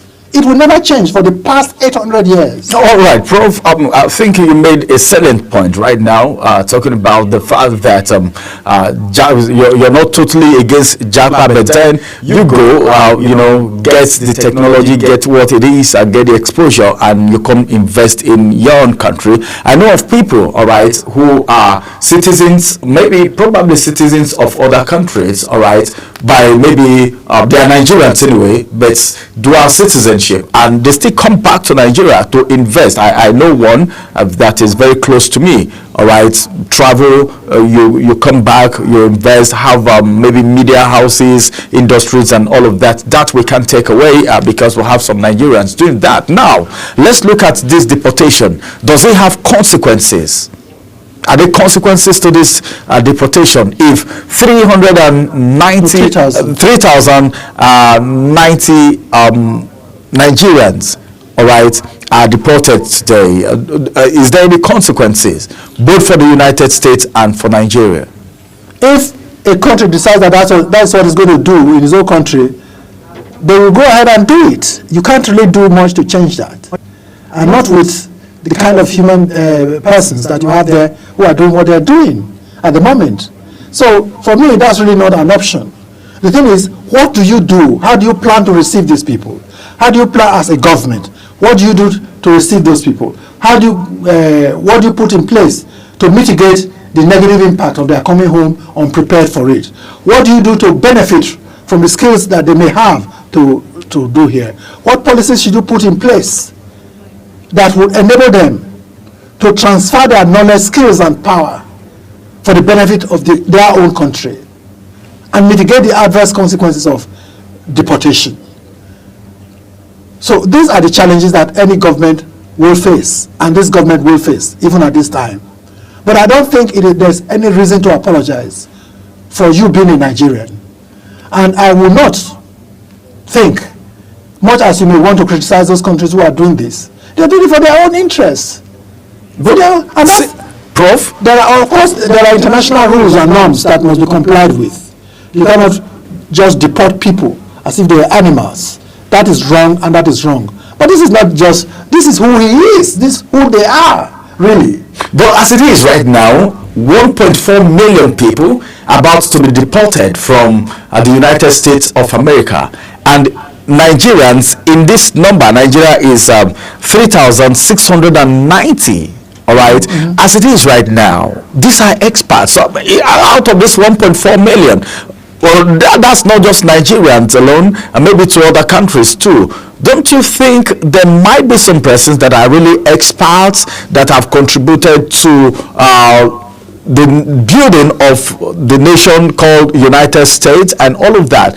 Don't you think there is going to be some form of vacuum, or despite the fact that this may have come to stay, don't you think it's going to affect the United States to an extent? 1.4 million people being deported from a country. These are people that have been in that country for only God knows when, that has been contributing to the economic growth of the country. It might not be all of them, because there might be some persons that are maybe not so skillful. But then you can tell me that 1.4 million people, no one has contributed strongly to the country United States. So are there no consequences, or maybe no disadvantage to the United States?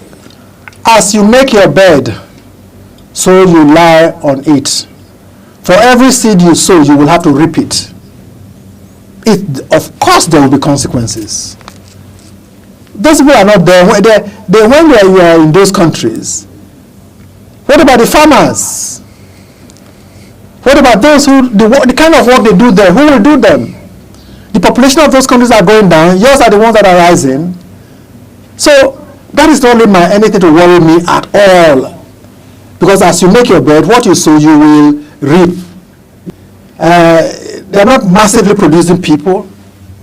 It's not every man who is comfortable, who sits on our AC 24/7, that will go to the farm to work in the farm for farmers, for their ranches. So, but we have to deal with that. Let us think about how we can maximize the potential that this country has. Population of 230 million people, the most populous black nation on earth. A country that is blessed in terms of human and material resources. The only challenge, as I said, we have failed, is the flawed leadership selection process that makes sure that we never put our best foot forward across the strata of society. Let us deal with these challenges that we face in Africa and in Nigeria. And the talents that we have, who always jackpot, who go outside to slave for others and get nothing in return and face this kind of consequence of deportation. Let us save them that option. Save them from that option. Let them take pride in their own country and help to grow the economy of their own country. A country and a continent that is already blessed. All right. Let's let those who live with the consequences of their policies and actions live with those consequences. It's not for me to even spend 1 minute thinking about what they will live with the consequences. Okay, the Ministry of Foreign Affairs, of course, they'll be the ones to receive these deportees if they are coming back to Nigeria, like they've always done. Remember when people were deported from United Arab Emirates, they were welcome at the airport and all of that. We don't know what happened later. Even NIDCAM have come, the Nigerians in Diaspora Commission have said, well, they are waiting to welcome those that will be deported. What do you think the government needs to do? Number one, absorbing them into a system. We have a system that is running differently from the United States where they've been all their lives. And one thing that I'll keep saying is we are having a lot of security challenges everywhere. These people that are coming, we don't know who some of them are as far as crime is concerned. What do you think the federal government needs to do, okay, as a support system for these people who are going to be deported back to Nigeria? Or you feel they should just fold their arms and watch them just come and perambulate the streets? No, government should have we have NIDCAM, as you rightly said, and there are agencies of government that should take interest in this, particularly to maximize the skills of these people for the benefit of our country. We should have a body or bodies that work together to ensure that these people don't just come in and they are not supported, that they are supported. 3,000 is not a huge, it's not a massive number. As we tend to think. It is a manageable number that can be taken advantage of and utilized properly to develop our country. What I think we must never do is to just pretend that receive them at the airport and leave them alone. No. We should get records about them, take down their details, and see how we can make them work for the good of our country. That is important. The other thing that I think is critical here is that I do not think that they will pose any additional security threat to our society. We have security challenges, but these people who are coming from the United States are not going to be a threat to are not going to increase our security challenges. I don't see that happening. But if we properly utilize them and take advantage of their skills that they have, and the knowledge that they have, and the exposure that they have, this country will benefit from it. And the more Nigerians we have who are ready to make their own contribution to this country rather than seek escape routes for no reason, lie that they are asylum seekers outside just to get visa. Enough of humiliation and degradation. Stay in your country and develop your country. Nobody will do it for you. You have to do it yourself. So, and let us not overstate our security challenges. In our schools here, we're not having mass shootings by teenagers. I don't know how many of these occur in Nigeria, but I know what happens in other parts of the world where you think there is security. Everybody does not carry gun in Nigeria, but in those countries, everybody carries gun. We underreport what goes on in those places and overreport the negatives of our society. Our psychology too must change. There are a lot of good things happening in this country. There are a lot of goodness in our country, and we also have to turn the narrative around from the pathological to the affirmative. This country has vast opportunities are waiting to be exploited, and Japa is not one best way to do it.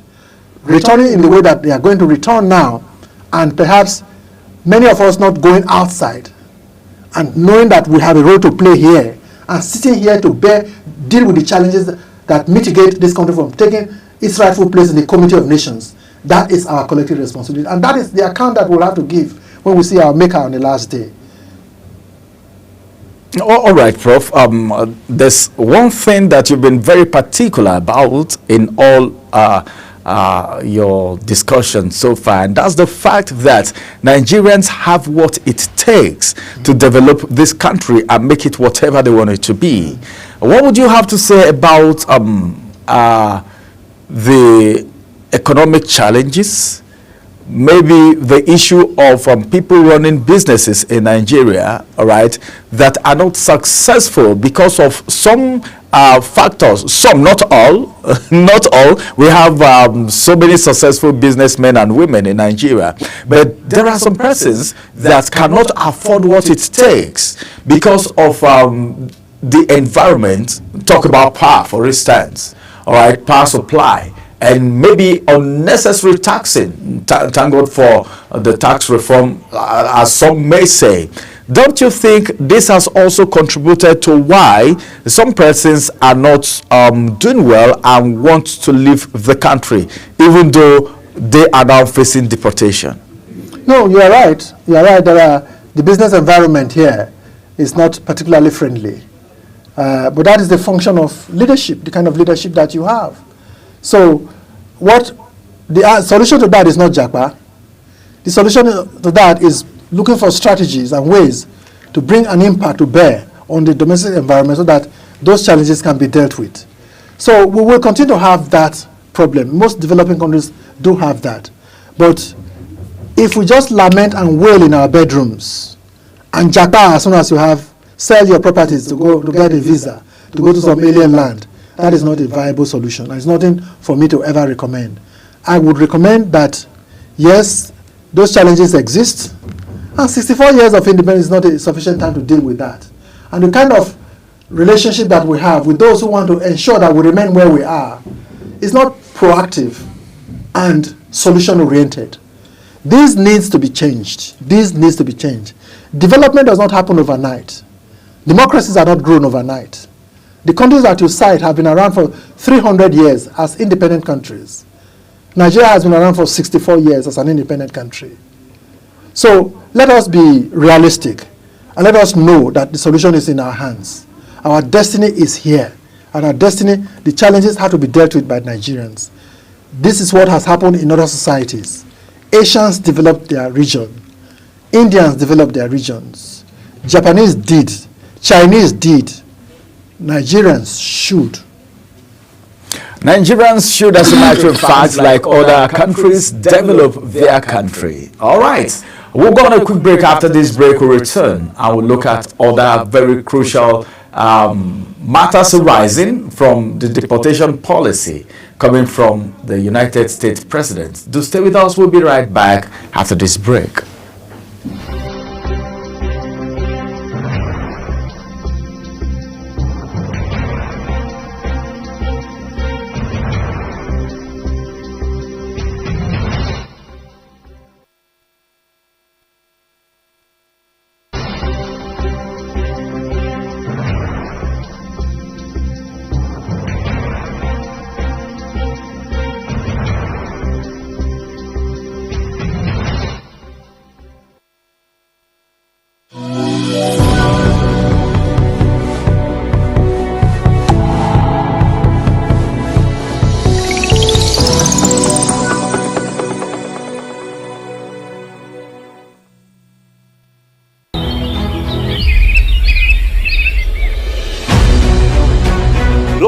Morning is your top morning show here on Global Television. We bring you fresh news updates daily while delving into a variety of current affairs and topics. And at the same time, keeping you well informed about important events, both national and internationals. Global Morning serves as a valuable source of information, helping viewers like you start your day well informed. Stay connected from Mondays to Sundays to a wide range of the latest news making rounds on Global Morning. We're on the road to protest. And the president meets all of our demands.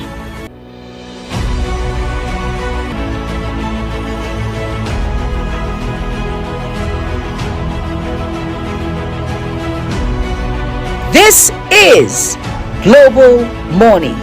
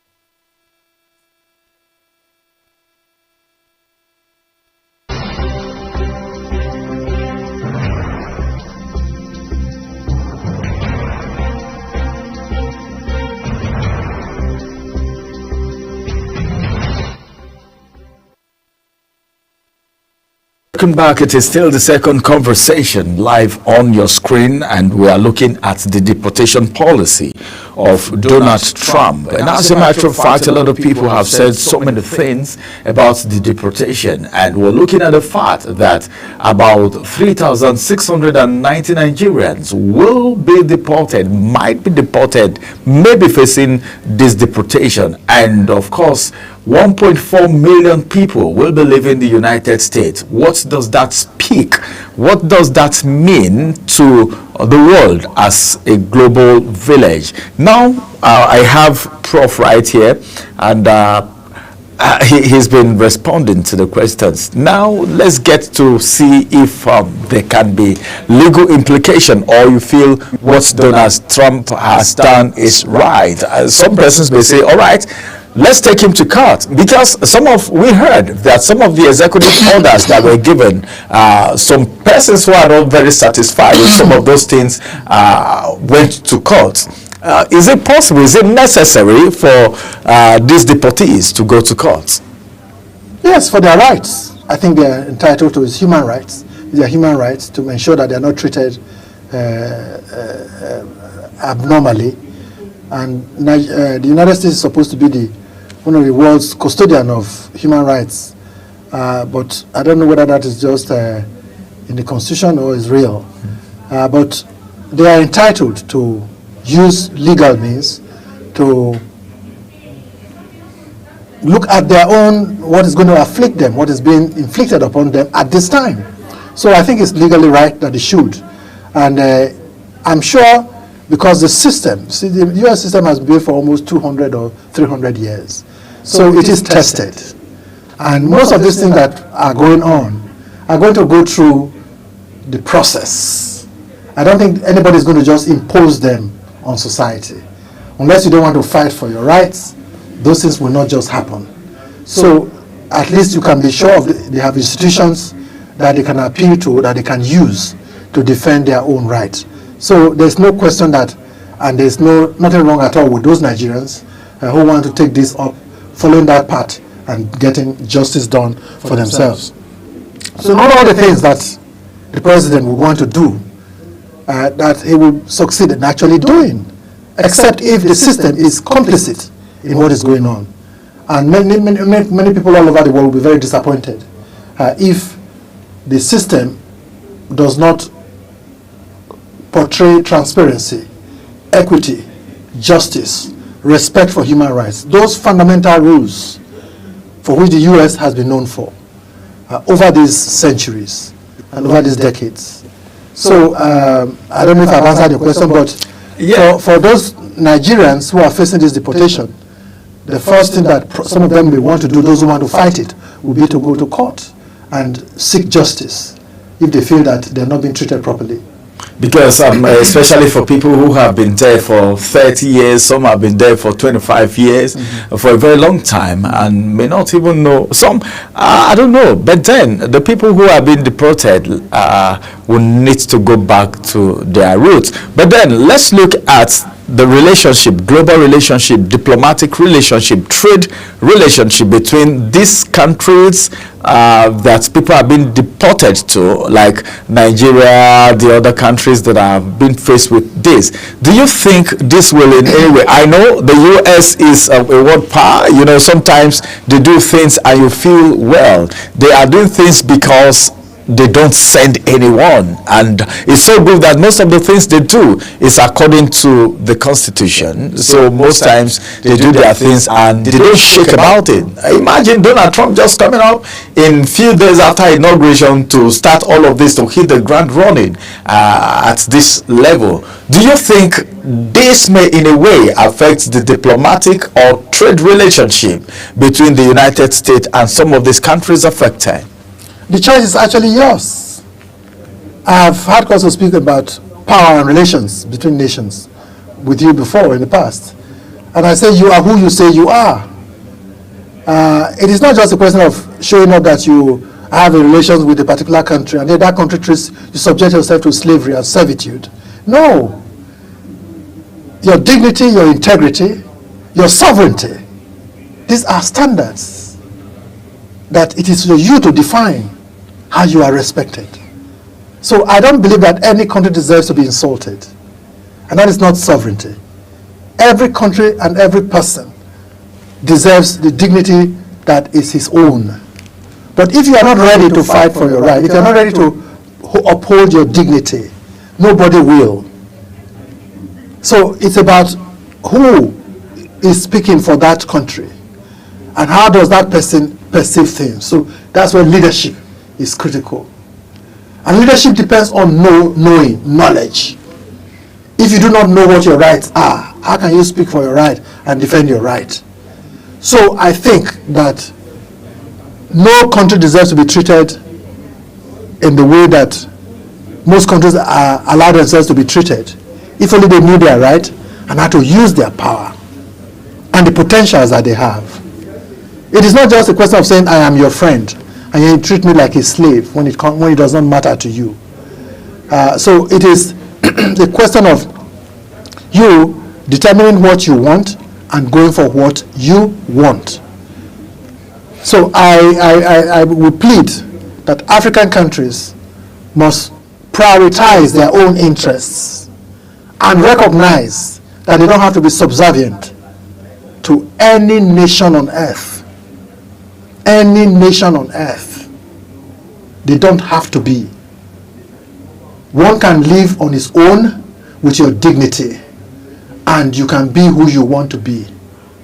Countries that have emerged today and are top on the echelon. Where was China before Mao Zedong?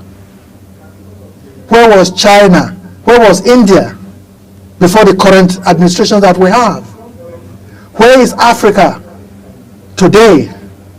Where has Africa been for the past 800 years that we made contact with the world, so to speak? Has there been any difference? Yes, they traded with you initially, yet they enslaved you, yet they ended slavery and replaced it with colonialism, yet you brought us independence, whatever independence means, and today you are where you are. Who wants to talk about reparations? We talk a lot about Holocaust, but who is talking about reparations, slavery? Who is talking about colonialism and exploitation? Who is talking about the slowly looted artifacts and goods by those who parade civilization around the world? Who should talk about them? So it is for you as Africans to wake up to the reality of politics and to the essence of your own dignity and insist that the right must be done. All right, thank you very much, Prof. Talking about deportation, even Nigeria in 2024, about 828 illegal migrants were also deported from Nigeria too. I don't think they saw this coming because I think those that were deported were actually illegal migrants. Now, finally, before I let you go, we have a government, all right, a sitting government right now, and even before now, we have government. And most of the things that you say, there was in one of your statements, you made mention of the fact that the government of the day, all right, is not doing what the selection process, okay, of political office holders. As it is right now, these people coming in, I'm still talking about integration into the society. These people coming in now, the kind of elections that we have, what do you think the government needs to do, all right, as they're integrating them? Because some of them will need to be psychologically, they need to be talked to, just like we talk about people who are repentant terrorists and all of that needs to be at least rehabilitated before they just allow them go into the system. Do you think there is need for rehabilitating these people coming? Forget if they are coming from the United States, yeah? But then do you think these people need to be rehabilitated, told one or two things before they allow them mix up with the society? No, that would be very, very useful in my mind. I think NIDCOM can spearhead that with the Minister of Foreign Affairs to have these people talked to.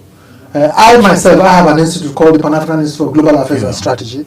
And what we do there is we talk to young people about Nigeria and about the world and about development, about the tools of development and survival. That's our mission. So I think there's nothing wrong at all with having a forum for those who are coming and putting them to getting in touch with them on what the realities are in the ground in Nigeria. Because most of what you hear about Nigeria when you are in those countries is from either CNN or BBC. And they tell you what they want you to hear. Because we don't tell our stories. Black people don't tell their stories. Africans don't tell their stories. They wait for others to tell their stories. And when others tell their stories, you know what they do. That's why organizations such as yours must be a forum for telling our own story, and is most welcome all the time. So I think we need to have that as part of our program, to mentor and talk to these people when they come in, that this is what the reality here on the ground, this is what to expect, this is how you need to survive, and this is what we can do to assist you. That orientation will be very, very, very, very helpful. And we need to have their data and their statistics so that we can follow up to ensure that they get it right and they are not lost in the wilderness, so to speak. All right, thank you very much, Prof, for joining us on the program today. Thank you for being part of the program. Time will not allow us to continue with the conversation. The conversation is getting interesting every minute, every now and then. But then this is the much we can take on the program this morning. Thanks so much for being part of the program. Thank you very much, Ramsey. It's always a pleasure to be with you. Thank you. You're welcome. Well, this is going to be the size of the second conversation on Global Morning today. And of course, Global Morning return again tomorrow. Same time, same station. Do what you can, all right, to contribute to nation building. Nigeria is our own country. We don't have any other country apart from this. Try your best to contribute something, at least, to the development of this country. Let's keep our fingers crossed and see what will happen to the deportation of 3,690 Nigerians and of course 1.4 million people from the United States of America. How that it's gonna go. Will they go to court or they will just live like that? That's all from here on Global Morning today. Have a beautiful day ahead of you. My name is Ramsey Enoch. Bye-bye for now.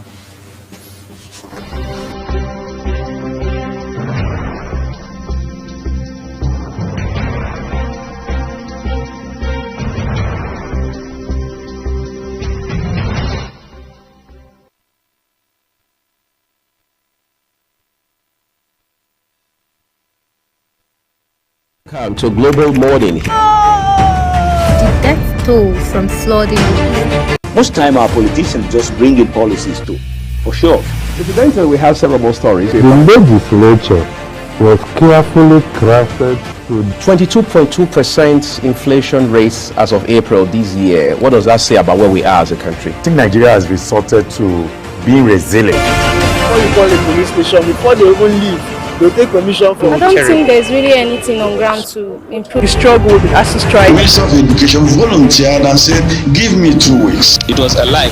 The president never gave me any deadline.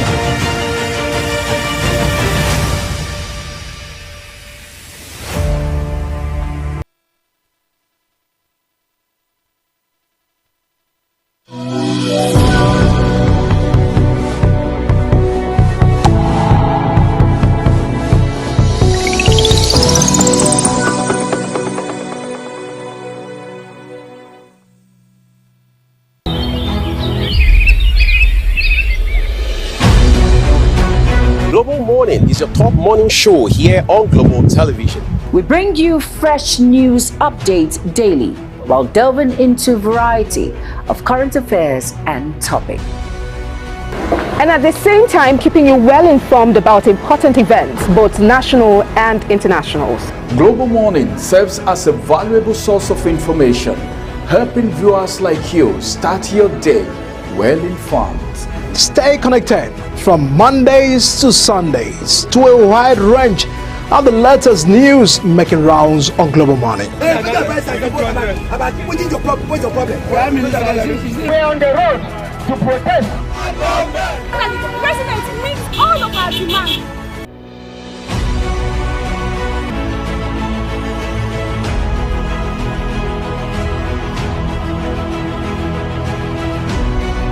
This is Global Morning.